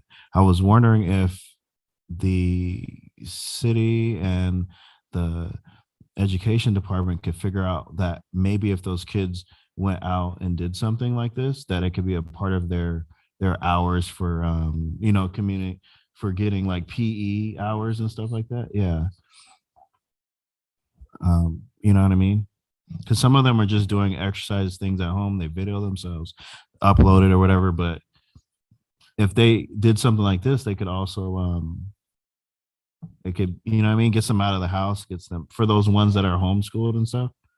That's something I can look into. Yeah. So would that be like, we could put that in the agreement for the people? So, you know what I'm saying? Like, hey, Public Works will say, oh, this church has a cleanup coming up and we have 2 students that would like to attend. They'll need a chaperone, Yeah, from their group. I'd but- love to see how that could So we could work into see how practice. somewhere. Yeah, mhm, I think it's a great fold idea. it in. Mhm. Okay. Are you all good with adding that in? That's public service. Okay. Okay. So I move that we approve this resolution that was presented. Choosing the round sign with the logo option, but the group would pay the difference.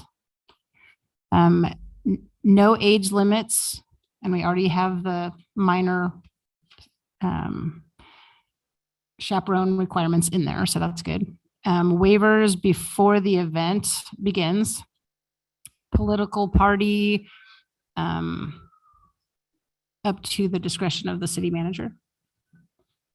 So the political parties will be for established political parties that already do community service. Appropriate attire and add as a student public service opportunity. Like Community service. Community Let's see if service they can get credit. and fitness credit. Yeah. Community service or fitness credit. Perfect. All right, there you go. There's a motion. Second. All right, any further discussion? All right, you want to do a roll call vote? Do you have more? Oh, Motion made by Mayor Myers, second by Mayor Pro Tem Lowenthal. Councilmember Brown, Yes. Councilmember Krupa, Mayor Pro Tem Lowenthal, Yes. Mayor Maya. yes. That motion, that motion passes to approve a resolution of the city of Hemet adopting and adopt a street program of the city of Hemet and including amendments to choose the round sign logo, paid by the group, no age limits, waiver to be received before the event begins, political parties approved by the city manager, appropriate attire or work attire, and credit for fitness or community service. Great, thank you very much. That's exciting. One final thing on that, Mayor, that was a specific action item listed in the strategic plan. So thank you. I thought so. Good job. All right, item 16C.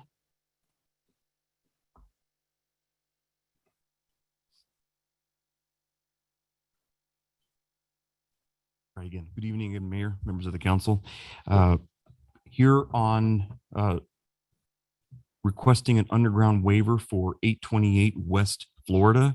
It's a proposed car wash by Express Car Wash.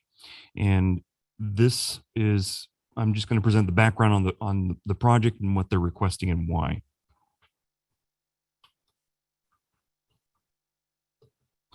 So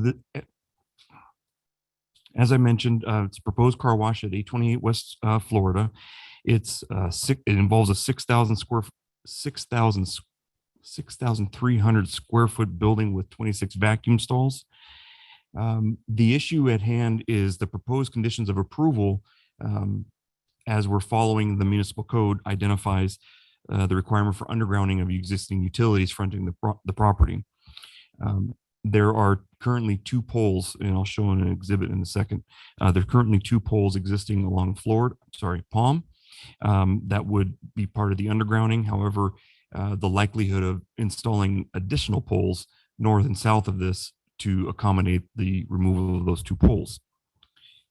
Edison has identified them as there's 3 high voltage circuits on there. I guess they call them feeder lines. One of the other items that we have is another condition of approval is the proposed widening of Palm in order to comply with the local street section. This widening is a proposed 3 feet. And this is in your packet as well, but you can see down here there's one for pole A, pole B, and then pole C, which is where the riser would be. But there has to be another pole over here north of their property.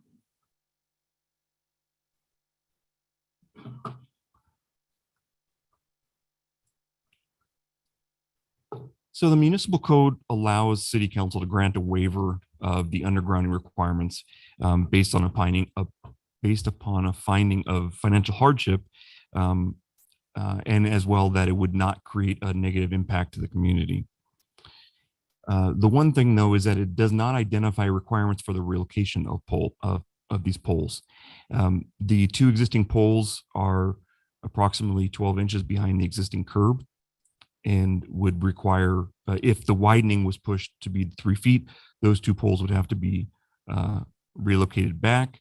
But there would be some concerns of additional guying where they'd have to tie the poles back. So there might be an addition of another pole based on what Edison has provided. All that information is in your packet as well. But just some other facts about the project. So the proposed car wash is approximately $1.8 million. The undergrounding estimate, again, is in your packet of approximately $1 million. And the pole relocation is approximately $232,000. Now, keep in mind that if you relocated the poles, you wouldn't have to do the relocation. But just to give you the idea of the costs that are involved there. And that is my presentation. Here to help answer any questions.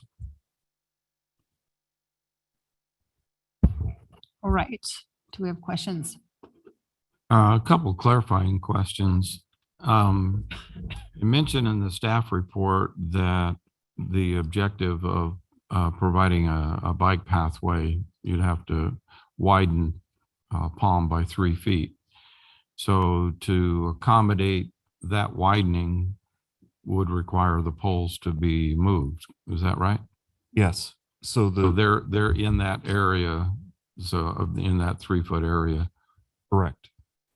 So you could not accommodate the widening to set the stage for the bicycle path without moving the poles. Well, let me clarify a bit on the bicycle path. It is not a designated separated path. It's basically sharrows in that particular location. Right. So, okay. So, but if, as far as widening of the street to be the 3 feet, the additional 3 feet, that's also to comply with the local road section of the city's general But in plan. any case, the poles would, where they exist now, they would have to be moved to accommodate that. Yes. And I think also in the staff report, it says that farther north on Palm, the street would not include that because there's no development happening there. Right? Correct. So it would pop out 3 feet back, or because right now the curb is in line. And it doesn't pop back out again until Camelot. So why, you know what I'm saying? Why are we doing all this? Why are we requesting the waiver of the undergrounding? I mean, are you going to make them move poles into that area that is in question, the 3 feet? That's the part that I'm. No, the waiver request or the request by the applicant, and then as I'm presenting it forward, is to not underground nor relocate the poles because of the additional costs that are involved with relocating the poles and or undergrounding. And the poles are in the 3 foot span that we're speaking of. Yes. Kind of. Okay. Yes.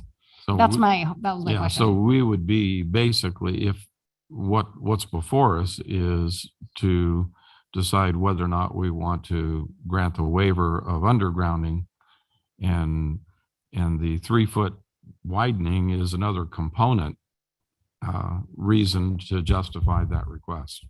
Correct. Yeah, and the idea was undergrounding and relocation of the utility poles.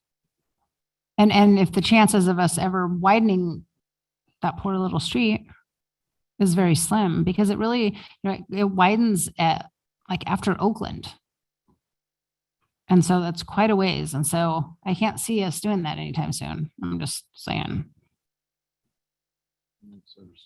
Mhm. I mean, it would be beautiful, but we can't just like, it's an old street. I just have one correction from your staff report. That building was built in the early 1950s, not the 1980s.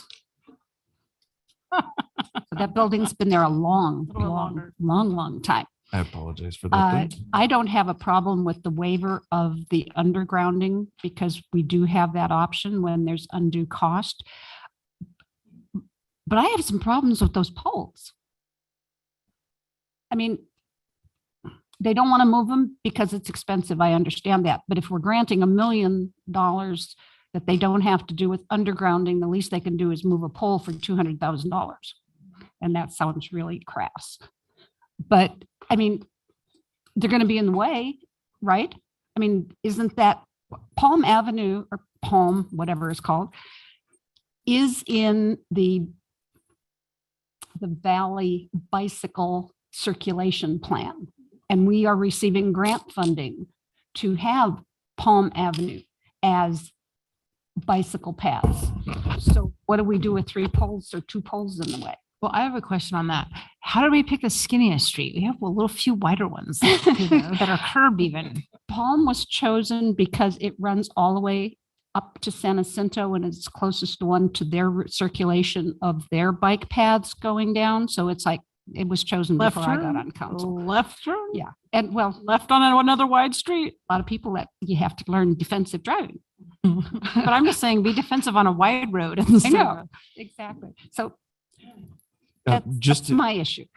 to answer that, a part of it, class 3 bikeways are basically shared use. Part of the street. I understand that. So, but as far as widening of the additional 3 feet and moving the poles 2 to 3 feet, depending on the exact location, that's presented before you too. As far as the cost is shared in there as well. I don't know if I answered your question. I apologize. Councilperson, I think the issue that was being presented by the applicant was, if we were to move this 3 feet over and that somehow finished the widening of the street that would accommodate the bike lane, I think they felt like, okay. But the issue was, if they widen the street for this project, you're going to get, I think, about 100 feet of street frontage going north of Florida, and then you're going to get about 3 miles of it going back to the regular We'd one. have a bulb out like we do on Florida Right. Avenue And so- in front of one of the El Toro And markets. so I think the point the applicant was trying to make was, so we're going to spend $250,000. So this one tiny section is wide, but the rest of the street won't be. I don't know. Is that correct, Steve? Correct. Okay. So I think that was the point they were trying to make. Okay, so I'll pose a situation here. So when the rest of that section gets built out, because there is a possibility that it will be on the next corner up on Talkwit, not on Talkwit, what's the next one? Latham. Well, can we say, okay, now you have to do it? Undergrounding or widening. Widening. That is your purview as well. Now or So later? that's an excellent question, councilperson, and that is something that I've seen used by many other jurisdictions, where it's essentially a conditional dedication Mhm. or an offer of dedication that the city could accept in the future. The problem I think that we'd have to face, and I think city engineer could maybe stew on it a bit while I talk really slowly and he comes up with a solution, is okay. I think they wouldn't have any problem dedicating the 3 feet to the city. How do we secure that obligation to pay for Question. that location? But that possibility will probably be coming up within the next 10 years of development on that corner of Palm and Latham. And that developer will have to probably increase the width of that street and move things off poles or do whatever also. So then we have an out, an in, and an out, or an out, in and out, and an in. Yes. So I think that, if the council wanted to propose a modified condition of approval that required an offer of dedication and a requirement that they pay for the relocation if and when the city decides to accept that dedication, that would make sense. My concern would be, okay, 10 years in the future, how do we ensure payment? Well, see, that's why you're legal and I'm not.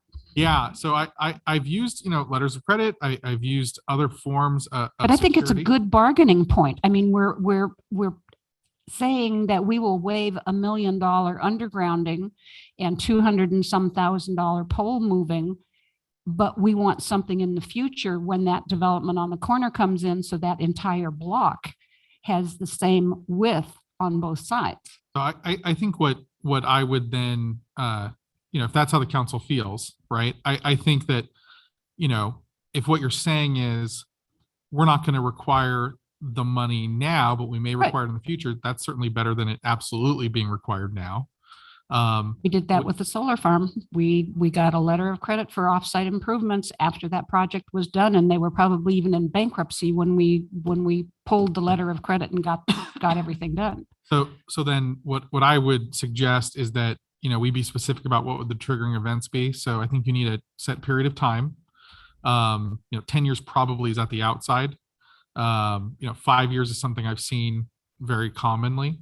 The other thing would be, what is the triggering condition? So here, I think what you're saying is, if the city gets the funding to do the width improvements from Florida to Latham, so the remainder of the block, then that would be the triggering event for, you need to dedicate the right of way to us, and you need to pay for the relocation of the utility poles. Have that secured by security that's acceptable to the city engineer and city attorney.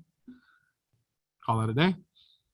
And the trigger needs to be any development along this block, because it might not be the city's development, but it might maybe someone else's. There's a dirt field right on the corner. So if we do secure the widening of the right of way for any reason, so, for example, if we get a grant fund and we decide to go in through condemnation. That's it. Yeah. or I mean, we may have end up with excess Measure A funds sometime, and it's like, okay, well, let's do Palm Avenue. I think we could craft that as a condition of approval. And I think that, if I was a developer, that's certainly more acceptable than $1 million under. Well, yeah, to me, that's a great trade-off. And get another bid. I was going over the bid. They had it on there. It's a little. Yeah, I think philosophically, getting back to the initial issue of waiver of undergrounding, I think philosophically, we all want to see utilities undergrounded wherever possible and feasible. This doesn't meet that categorization, in my opinion, to do the undergrounding for the reasons enumerated in the staff report. I do like the idea of the compromise approach. I think that's forward thinking. We have no assurance that this business that's being proposed is even going to be there 5 years from now. It might be a different business. So I think we want to think about the language and whether it, where it carries forward to a new business owner, because the objective is to try to accommodate. We've all seen situations where a development goes in and they pay for the street widening, and it's nice and wide where that development is, but then it pinches down. And from a traffic safety concern, I think we want to try to avoid that wherever we possibly can, until we can reasonably do an appropriate length so that it's not so abrupt and threatens pedestrians and bicyclists in the process. So, but I like the compromise idea, but I would support a waiver of the undergrounding. And I'm sorry that the applicant is not here. I did recommend that they do attend. Oh, it's okay. We can still. All right, Linda, we're going to make this motion. You got this? with all your ideas. City Attorney, you want to help me out on this? Sure. I think a motion could be to waive the undergrounding of the utilities, but impose a condition of approval on the project, requiring a conditional offer of dedication backed up with security necessary for the utility relocation in a form approved by the city engineer and city attorney for a term of at least 5 years. And then the triggering event would be when the city has secured the additional right of way up to Latham, between on Palm from Florida to Latham. Well, the city either through condemnation or through future development. Yes, that's my motion. Motion, okay. I'll We have a second that. Motion and a second. Any further discussion? It was way to go, guys. All right, can we have a roll call vote? Yes, motion by Councilmember Krupa, second by Councilmember Brown. Councilmember Brown, Yes. Mayor Krupa, Yes. Mayor Pro Tem Lowenthal, Yes. Mayor Meyer. Yes. Motion passes 4-0 to approve the waiver of undergrounding and relocation of utility lines related to the proposed improvements at 828 West Florida Avenue, northeast corner of Florida Avenue and Palm Avenue Express Car Wash, based on a finding of undue hardship to the developer, determining that granting of the waiver would not result in negative impact to the public health, safety, or welfare, and include the conditions mentioned by the city attorney. Awesome, thank you very much. All right, we have item 16D. Good evening, Mayor Meyer and council members. I would like to start this presentation with a short informational video on the National Fitness Campaign. Pull that mic just a little bit closer to you. Oh, thanks. Oh, sorry. We're changing the way America thinks about fitness. With 200 fitness courts open, our campaign is growing. From college campuses to city parks and trails, we're bringing free fitness everywhere, and we're just getting started. Hi, I'm Mitch Menadget, founder of the National Fitness Campaign. National Fitness Campaign was founded in 1979 when we opened the first fitness court. Redesigned for the 21st century, the fitness court is the world's best outdoor gym. Our 7-movement, 7-minute system allows you to use your own body weight to get the perfect workout. Easy or hard, it will work for you. Our goal is to build healthy communities by making outdoor fitness an essential part of people's lives so that each day is better than the last. This year, 2,000 certified ambassadors will be trained to deliver classes, challenges, and clinics as part of our National Fitness Campaign. We'll also be hosting training camps on college campuses across America. The Fitness Court mobile app is your gateway to enroll in these programs, learn the moves, and take challenges as we dig deep to create impact for our partners across America. We're proud to have helped cities of all sizes raise millions of dollars from respected sponsors to support free fitness. Wherever fitness is a priority, you can find a fitness court. Building beyond 200 cities and colleges, we're now partnering with large cities using urban movement data to map the best locations for pedestrian infrastructure. We're bringing fitness courts to within 10 minutes of population centers everywhere. We're now committed to raise $150 million to bring the campaign to 1,000 cities and schools, building the largest fitness movement in the world. Join us and let's make world-class fitness free.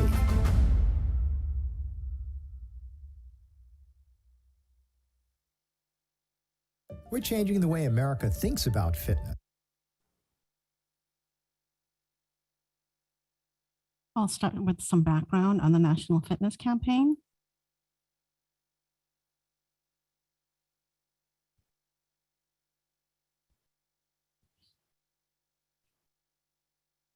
Oops.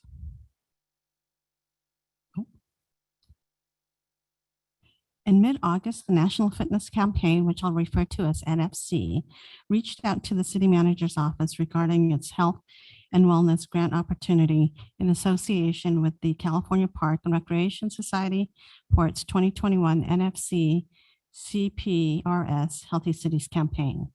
Under direction of the city manager, the National Fitness Campaign was contacted to learn more about the grant funding opportunity. A briefing call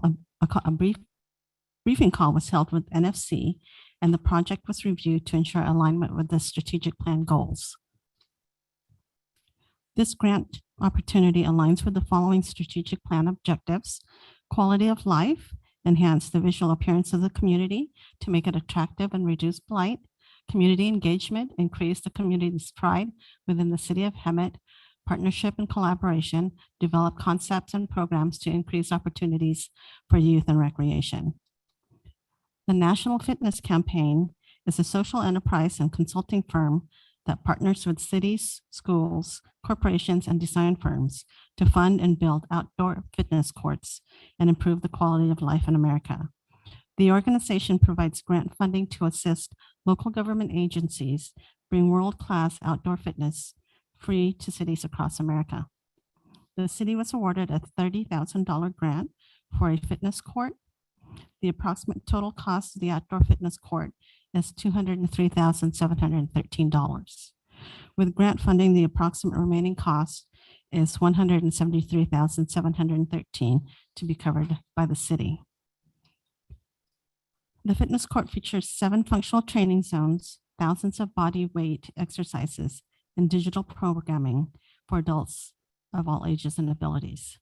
The fitness court will accommodate up to 28 individuals at once or 7 with social distancing. Over 36 progressive training stations and an integrated sports floor and adaptive community programming. And this is a view of the fitness court. There's a core zone, a squat zone, a push, lunge, pull, agility, and bend zone. And if you have a smartphone, several exercises and programs are available digitally. Location for the fitness court was required on the grant application. Gibble Park was selected because it was located within an area of high demographic potential for potential users.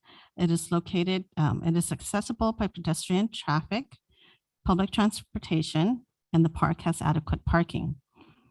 The park is visible from the street and has supporting infrastructure such as drinking fountains and washrooms. Gibble Park is also located in a qualified census tract. On September 30th, an ad hoc committee meeting was held and the outdoor fitness court was discussed. And another location recommended was Mary Henley Park. Other requirements for the NFC needs are the grant program requirement documents, which state the timeline for the fitness court, and grant funding confirmation is required to be able to ship the fitness court equipment.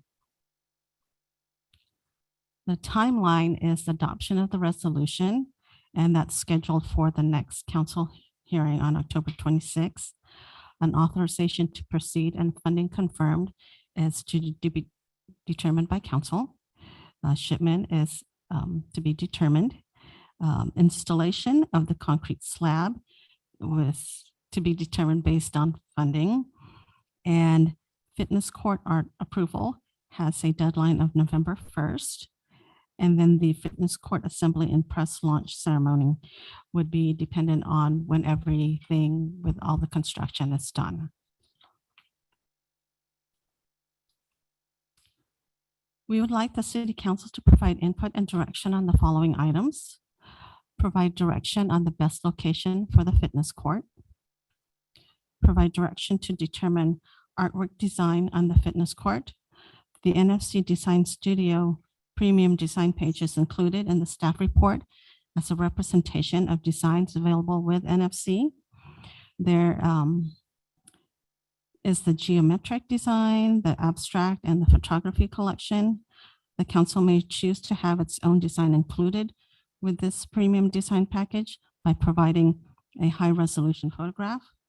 NFC has also provided 3 art design samples for council to review and may select from these options as well. And I'll show you those pictures, and I believe they are also included in your staff report. And the other input and direction we are asking council is to provide direction on funding source to be used for the remaining funds. Whether it be the Park Developer Impact Fund or the American Rescue Plan State and Local Fiscal Recovery Fund. This is an aerial view of Gibble Park with the proposed location in, I think that's pink. This is a close-up view of Gibble Park and the proposed location for the fitness court.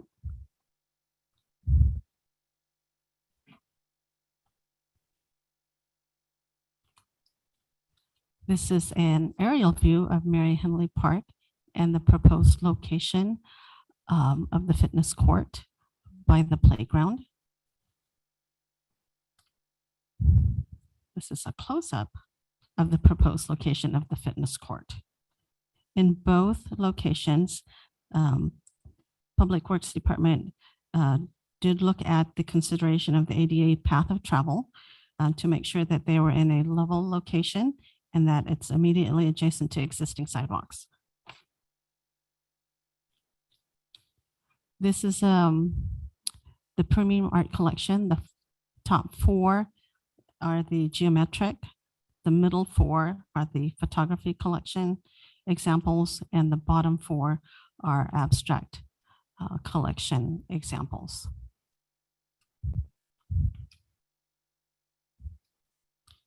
This is an NFC provided art rendering as an example. This is the photography scene with the Welcome to Hemet, California logo. This is the geometric design with the city seal.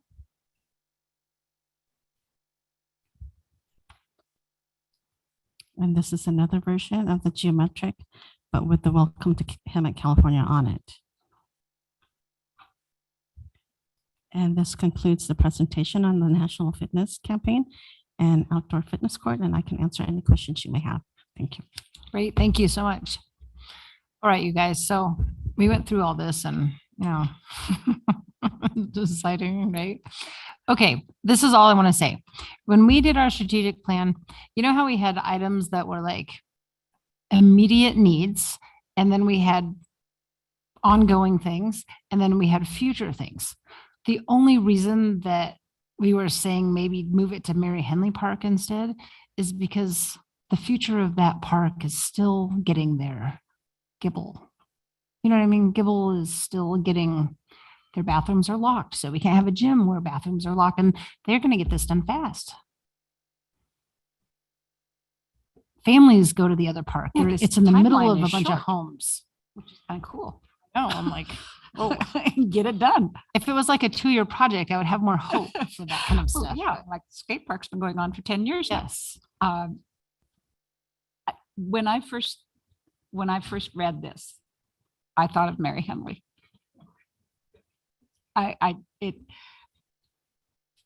So if the difference in funding is So Mary Park. Henley does not fall in. fall in the ARPA funds, so we would have to use the DIF fees, where the Mary Henley or at Gibble Park, because of the location, you could use the ARPA funds. We have funds in both, so I think that like longevity wise, Are we limited to one? Russ, that's what I said. Well, that's what I'm No, you're thinking too. not. You get a skate park and an exercise thing in Gibble. Exactly. Have this Well, down then at Mary Henley. Why not? I mean, Well, we're then- thinking about the future. I'm thinking because, you know, for the reasons you guys have already stated, but we could, I mean, essentially, if you put it in Gibble Park, it could be a trial run to see how popular it is. I mean, I don't do any of that stuff. Oh, but you could. And well, and what- Even when I was yeah. younger, I probably might have done 30% of it, but so I think we need to think about the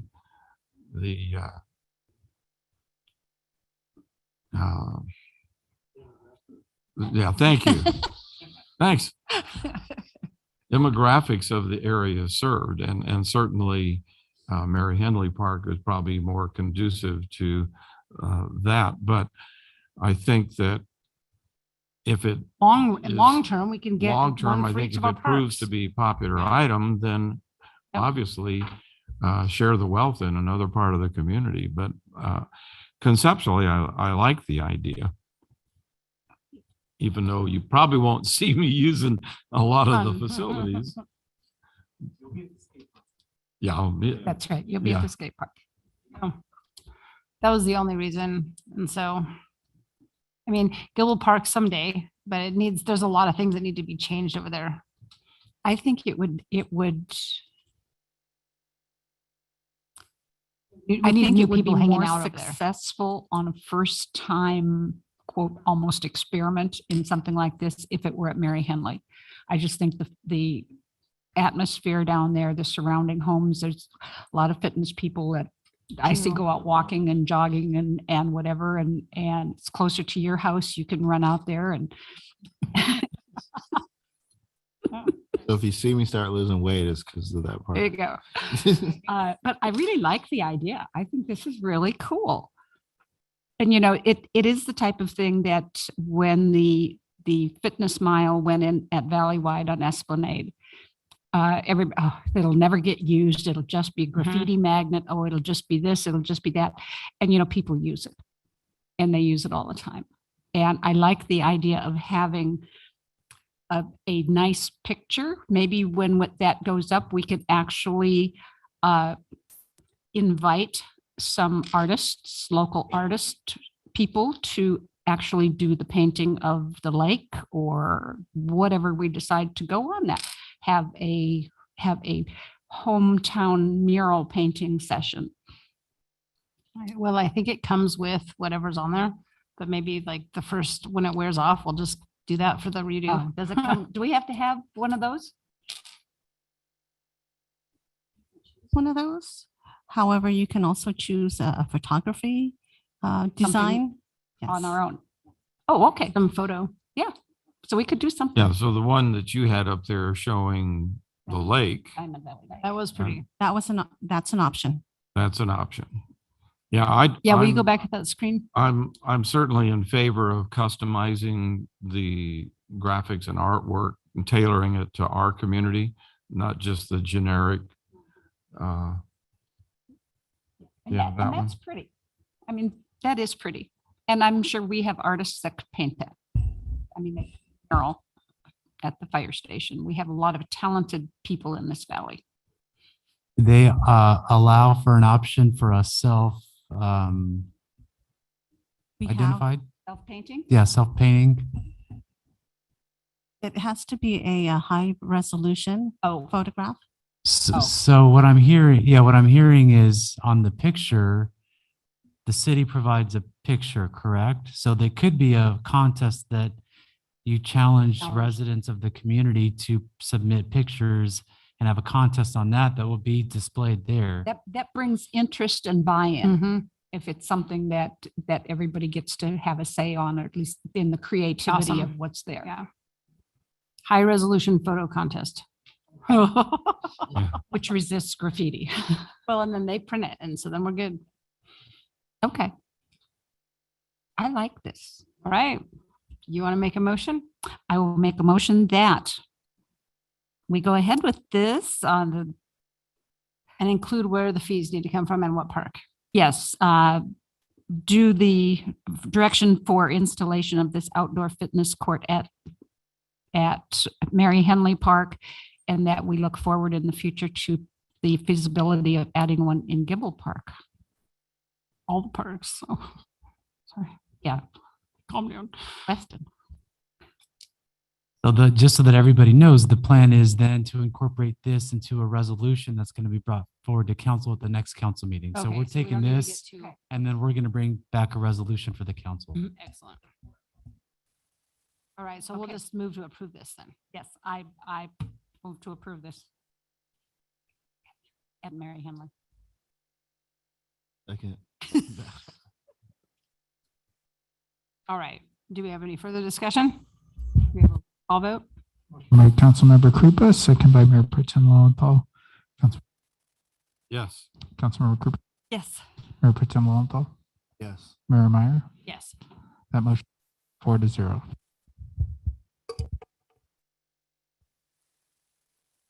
Almost.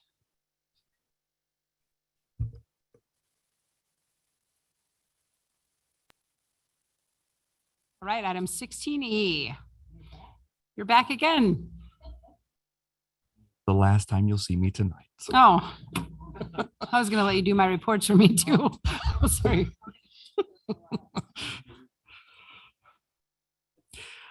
good evening again. This item here that we're going to be talking about is for the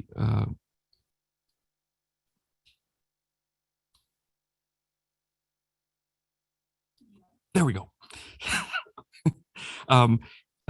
For the right-of-way acquisition and temporary construction easements related to Florida Avenue and the Caltrans project along State Route 74. This project is from Winchester all the way to Fairview, so it encompasses more than what's within city limits. This project is for the improvement of pavement as well as the traffic management system and sidewalk improvements. The sidewalk improvements are what are kind of necessitating the right-of-way and temporary construction easements necessary for this project. So there are a total of 7 parcels that are owned by the city within the limits of this project that are needed by Caltrans. Previously, there was a meeting with city council staff and Caltrans, which resulted in an ad hoc committee meeting to review the project as well as concerns with impacts to the public. Over the past several months, we've had some meetings with the different parties, and we're now coming back to council with this to hear about or to decide on the acquisition of the right-of-way. In addition, we had a community outreach meeting that was conducted by Caltrans last week, and I've requested that we have a follow-up meeting within the next 2 months to engage the public as much as possible. The project is expected to begin construction in late 2022 and go on through April of 2024. I know it seems like a long time, but it's 11 miles of work that they're working on. The following pages that I have up here are taken from the agenda packet that identify a little bit blown up detail of what they're trying to, what Caltrans is needing. So in this particular instance here, there's a TCE or a temporary construction easement of about 129 feet. And then the right-of-way itself is only 21 feet that they're requiring. So you can see the different areas in there. And again, all this is within your packet. I didn't want to bore you with 12 different locations, but each one of these locations that are highlighted here, there's a TCE of 222 feet for the one in this upper corner right here, all the way down to 8 square feet of right-of-way in the one.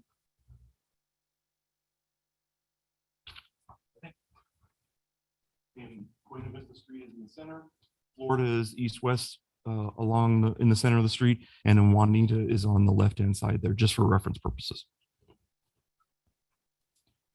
This is just a blow-up of the sheet before. On this side over here is Juanita. And you can see a little bit closer of what the right-of-way that they're actually requesting. And here's one more. On the west there, you've got Meridian, and on the east, you've got Hemet Street. And this is a detail of over by Hemet Street, and you can see that there's a TCE of 28 square feet that they're looking to acquire. As I mentioned before, we did request an additional public community outreach meeting to gauge as much input from the public as possible. You never know, but I think there's a chance. As I mentioned, also the right-of-way and TCE areas range in size from 8 square feet all the way up to 292 square feet. And since the right-of-way is what is needed for this project and the TCE, if it is not accepted or a resolution is passed by council, the next steps would be condemnation proceedings that they would proceed with. Yeah. With that, I'm here for any questions. In addition to that, Mr. Anthony Rizzi with Caltrans Right of Way is here in the audience to answer any questions as well. Awesome. Thank you.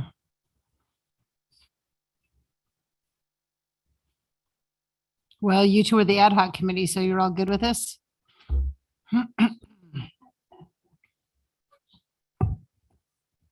Well, actually, after it was all explained and going through this, I really don't have a lot of problems with the TCEs or the grant, granting the space. It is a project that will ultimately benefit the city.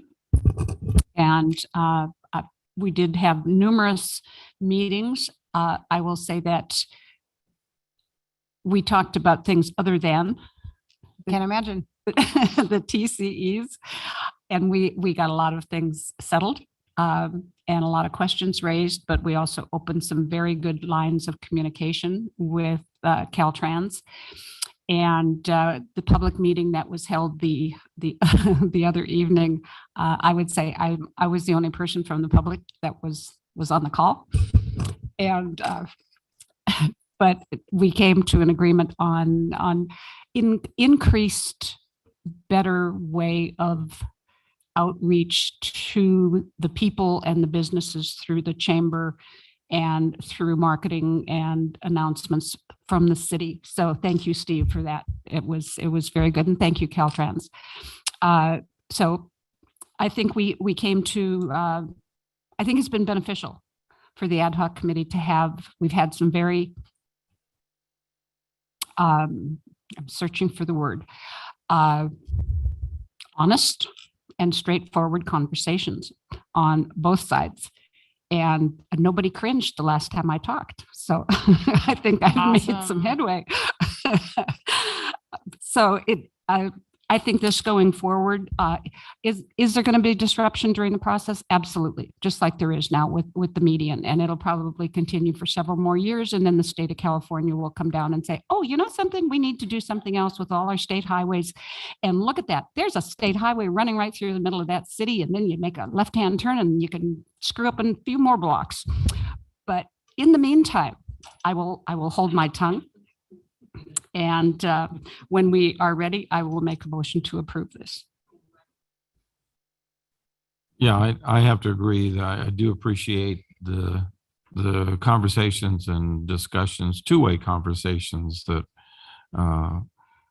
that we had with the ad hoc committee and Caltrans representatives. And we did touch on a number of Highway 74 related issues, and I found them to be responsive to hearing those concerns as well. And I've seen some progress, I have to say, to the west of us, where there were barrel delineators and no obvious signs of work going on, but readily apparent that the median was pretty much finished.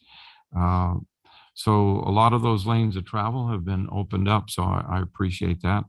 I'd like to think that our sharing our candid comments about that was beneficial to that end. I think too that the minimal amount of easement and right-of-way acquisition has been achieved. I appreciate engineering's efforts in that, and I have to concur that ultimately, when it's all finished and the dust settles, it's going to be a benefit to the thoroughfare through there, whether we call it a state highway or our main street. It's going to be beneficial to us in the long run. I think that's all. Well, I do have, I know that there was a lot of discussion about nighttime construction versus daytime construction, and the consensus was nighttime construction where it's feasible, and a lot of discussion focused on addressing the area in close proximity to residential areas that might be disturbed by nighttime construction. My read was that Caltrans was receptive to that input. And we did encourage all forms of communication to the public, making use of social media, particularly, as well as the message boards. I do want to point out one thing, since you're here tonight, the message boards that's on Highway 74, I think it's between California and Warren. You probably had somebody check that because a lot of the lights are out. And so the message kind of looks like hieroglyphics. It's not real discernible what the message is. So just goes under the heading of making sure that people are paying close attention to the traffic control devices and the detours that are set out by the contractors and the message boards, making sure that they're functioning properly. Can I add one more thing? Part of the discussion was in that this is the TCEs and the right-of-ways that have to be approved or should be approved going forward as first step. That we requested emphatically that we be kept in the loop as to when construction bids go so that we can get with the specific residence areas and make sure that all of those areas are called out. And that conversation will continue with concerns that council has going forward. Councilmember Brown, can I ask the CMS signs, what were the cross streets that you said? I was trying to write that and I didn't get it quick enough. I just saw it the other night, and I think it was on eastbound 74 between California and Warren. Okay, got it. It might be closer to Myers, but I think it's warning of construction zone ahead, but several of the lights in the message board were not working properly, and so the message was kind of garbled. I'll send the message out tomorrow to the project manager on that, and I'll copy Catalino as well, so that way he'll be aware of it. But I'll send it out.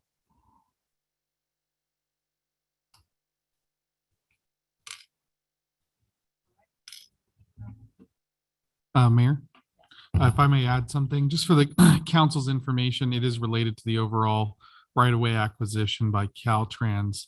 I did receive a question through the city from a member of the public who noticed that the city of Hemet had been named in 4 lawsuits filed by Caltrans. As the city engineer indicated, when Caltrans is not capable of negotiating for these TCEs and acquisitions, they proceed to condemnation.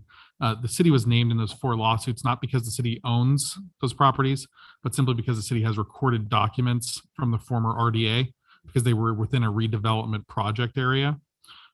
So it's anticipated that once we confirm that through the city engineer and through the city clerk's office, that that's the only interest we have, we'll be making a recommendation to the city manager that he disclaim any interest so that Caltrans can proceed.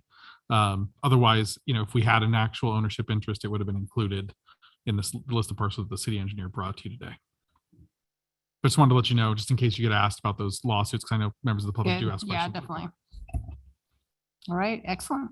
So do we have a motion? I will move approval of adopt a resolution of the City Council of the City of Hemet, California, authorizing the city manager to execute right-of-way agreements and temporary construction easements with the State of California Department of Transportation for improvements on Florida Avenue. Awesome. And I'll second. Right, we have a motion and a second. Any more discussion? Okay. Motion by Councilmember Krupa, second by Councilmember Brown. Councilmember Brown, Yes. Councilmember Krupa, Yes. Mayor Pro Tem Lowenthal, Yes. Mayor Meyer. Yes. That motion passes 4-0. Excellent. Next, we will go on to council reports. Councilmember Brown, you are first. Well, there's WCE.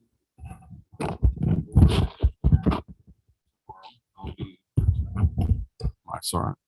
There's a WCE board and TAC meeting tomorrow. I'll be participating in that via Zoom. And the Ramona Bowl is moving forward with their Boo at the Bowl event, and they are desperately looking for volunteers, including volunteer organizations, like clubs or other organizations that might have people that want to volunteer. So if you have any thoughts along those lines and like make recommendations, I'll be happy to pass that along. But it's a good event that our community has grown to embrace as a safe alternative to trick-or-treating, and it's family oriented, and it's very well organized, and it provides an opportunity for some organizations to even raise funds through their game booths or food booths. So look forward to that coming up. I've always had fun when I go there, and they do a really good haunted house. And I think that's all that I have. I just remembered a suggestion or a question on a previous agenda item, and that is for that fitness program. Is that something that we could run through our infrastructure commission? I know that commission is really looking for some meaningful things for them to undertake, and I think running a project like that through that commission would be helpful. Okay, so we probably need to bring this back and talk about it one of these times, but like we approved it tonight. So then we would just be giving them busy work. So I would feel bad.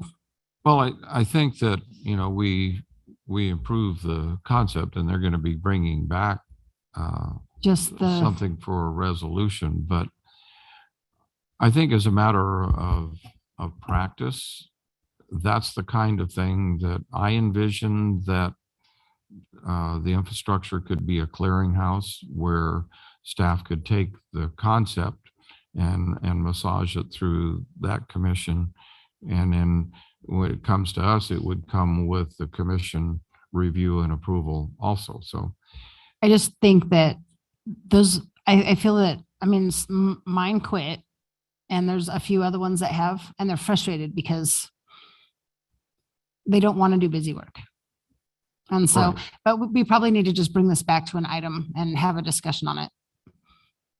Like maybe put it on future agenda items just for maybe even a work study, because I feel like we need to have them here and maybe have a little conversation about it or something. We need to just talk about. Okay, I think maybe. I don't know. I don't know how we would do it, but I'll talk to you about it. Okay. Okay. That's all I have.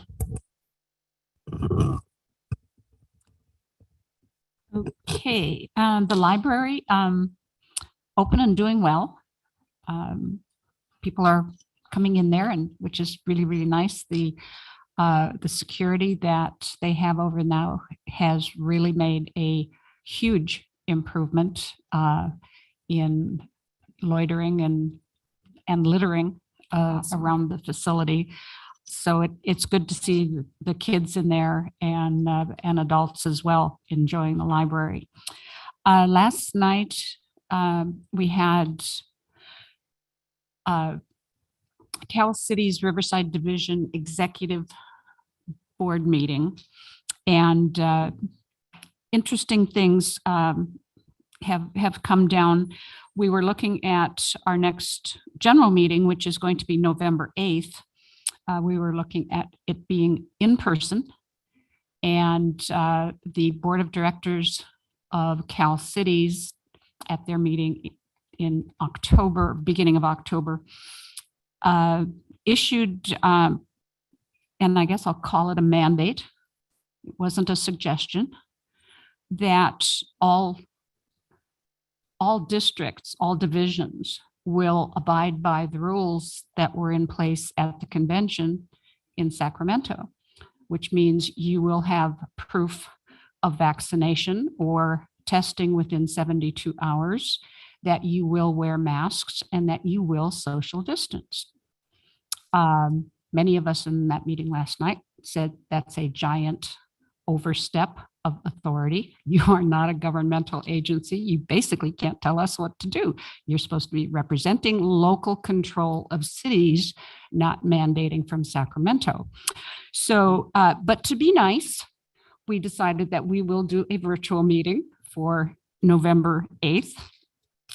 It will be a Zoom, and Corona will be the host. What we will be having, I think, are two items of, and we're hoping we can get these two agenda items on that will be really interesting for all of us. And one is on the state redistricting, and the other is on AB 43, which the governor signed. And that was the bill to allow cities to basically have local control of interpretation of the 85th percentile in setting speed limits within their city limits. And the governor actually signed it. He didn't do away with the rules and regs from Caltrans or from the state on the 85th percentile, but apparently, and I haven't read the bill, it allows for discretionary use and interpretation by cities for setting speed limits within their cities. So we are hoping that the interim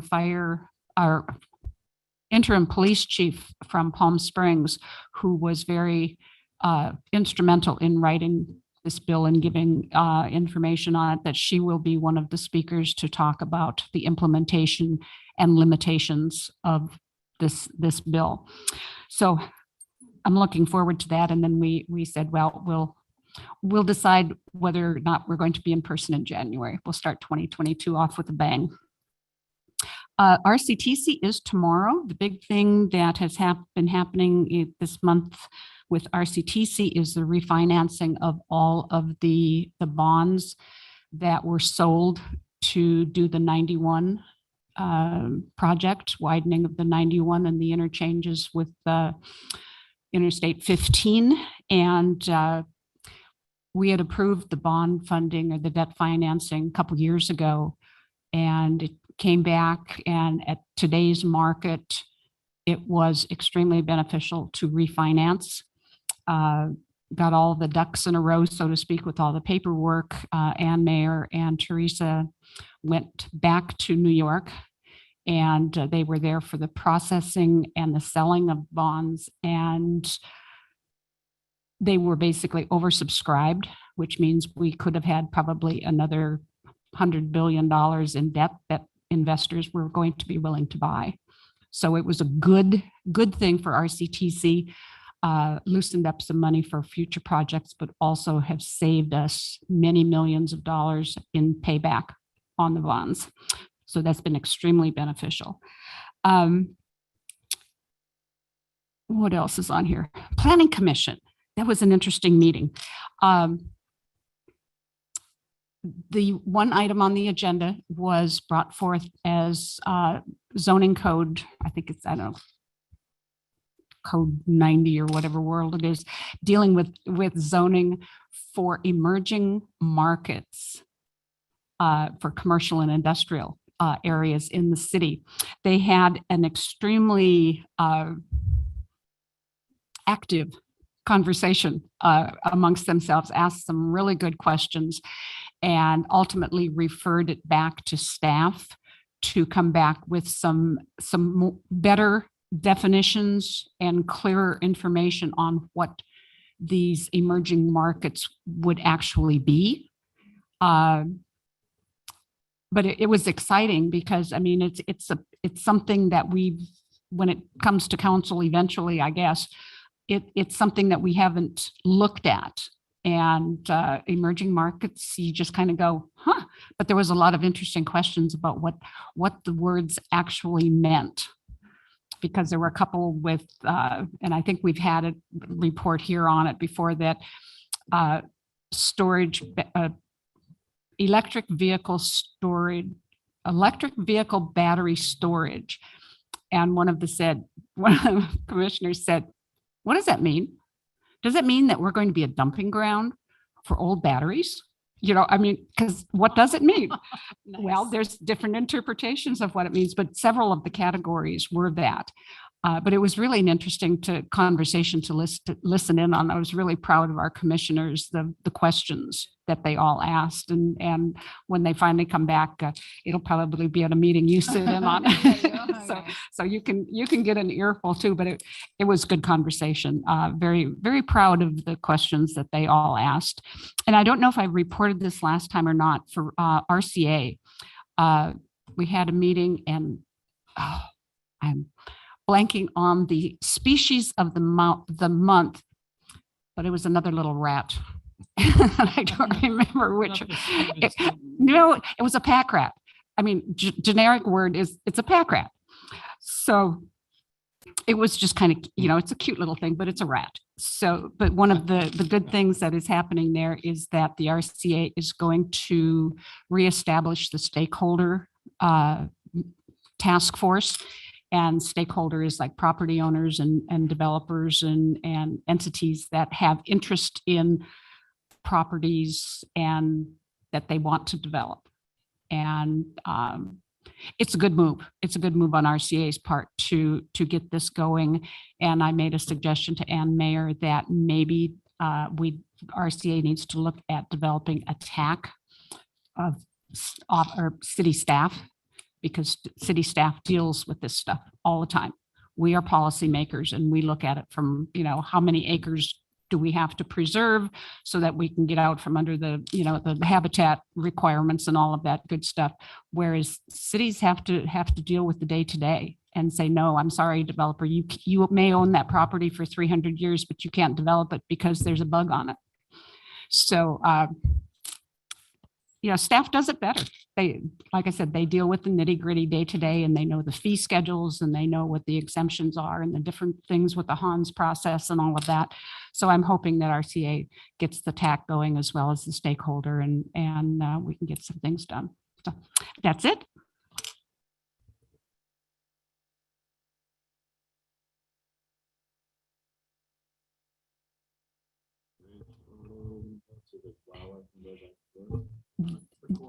There's several. There's one that's completed on Clinton Keith, east of the 215, over in Lake Elsinore on the 15. Yeah, they're really kind of cool, and they do work, which is really interesting. There's been a lot of pushback over the years, but they do work, and we laugh about, well, in fact, there's the undergrounding up on the 60. There's a big box culvert, and we always laugh about, well, now all we have to do is teach the coyotes how to read, and they'll go through the culvert instead of get hit by the cars on the road. But they're smart little critters, and they do learn, and they do go across. And there's some communities, I don't know if this one down here does, but the monitoring companies, whatever, that do the monitoring of the habitat movements, they show the different animals that go across. And further up north, you got moose and elk and wild cats and all of these good things. So yeah, they do learn, and it is good for preservation.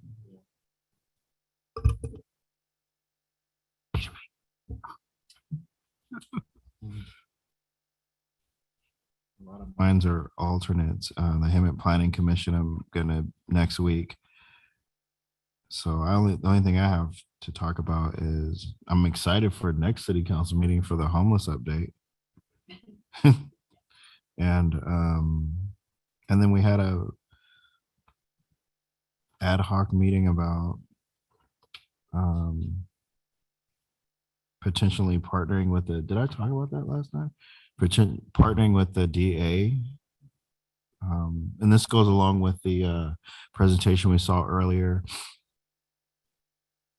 of partnering up with different organizations in the city of Hemet.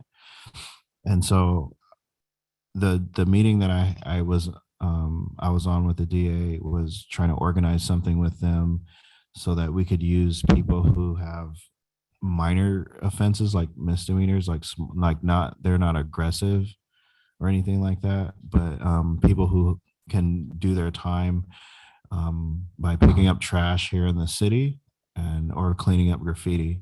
And so that was a really beneficial meeting. And now I'm just at the point where I got to define terms and what it looks like, and then come back with to answer some of the questions that the DA had.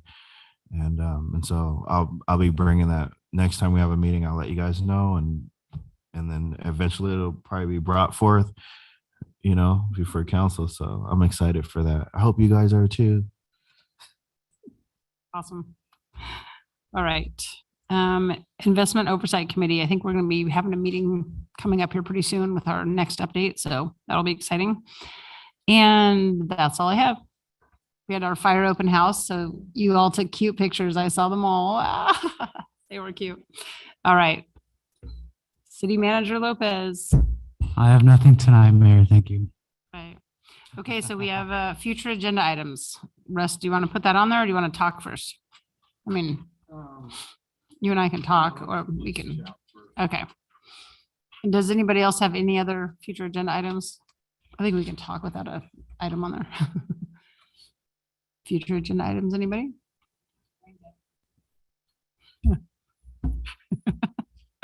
All right. With that, our meeting is adjourned. Oh, wait, whoa, don't has the gavel down yet. This has nothing to do with anything other than the governor's signing bills. And thank God the deadline has passed. He cannot sign anymore.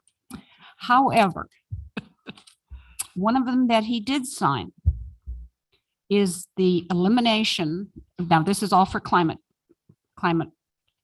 warming and greenhouse gases. He is eliminating all gas-powered lawn equipment. So get rid of your lawnmowers, the gas lawnmowers and your gas leaf blowers. I have an electric leaf blower and an electric weed whacker and an electric lawnmower in my garage that I will willingly give to any of you because I have DG yard. How's that for a public service? There you go. Public service announcement. Wow. I thought, how ridiculous can we be? Mom and pop. And the electric ones. No, I guess we loved him enough to keep him. All right. With that, our meeting is adjourned. That's the same thing I asked last night because my friend told me about it.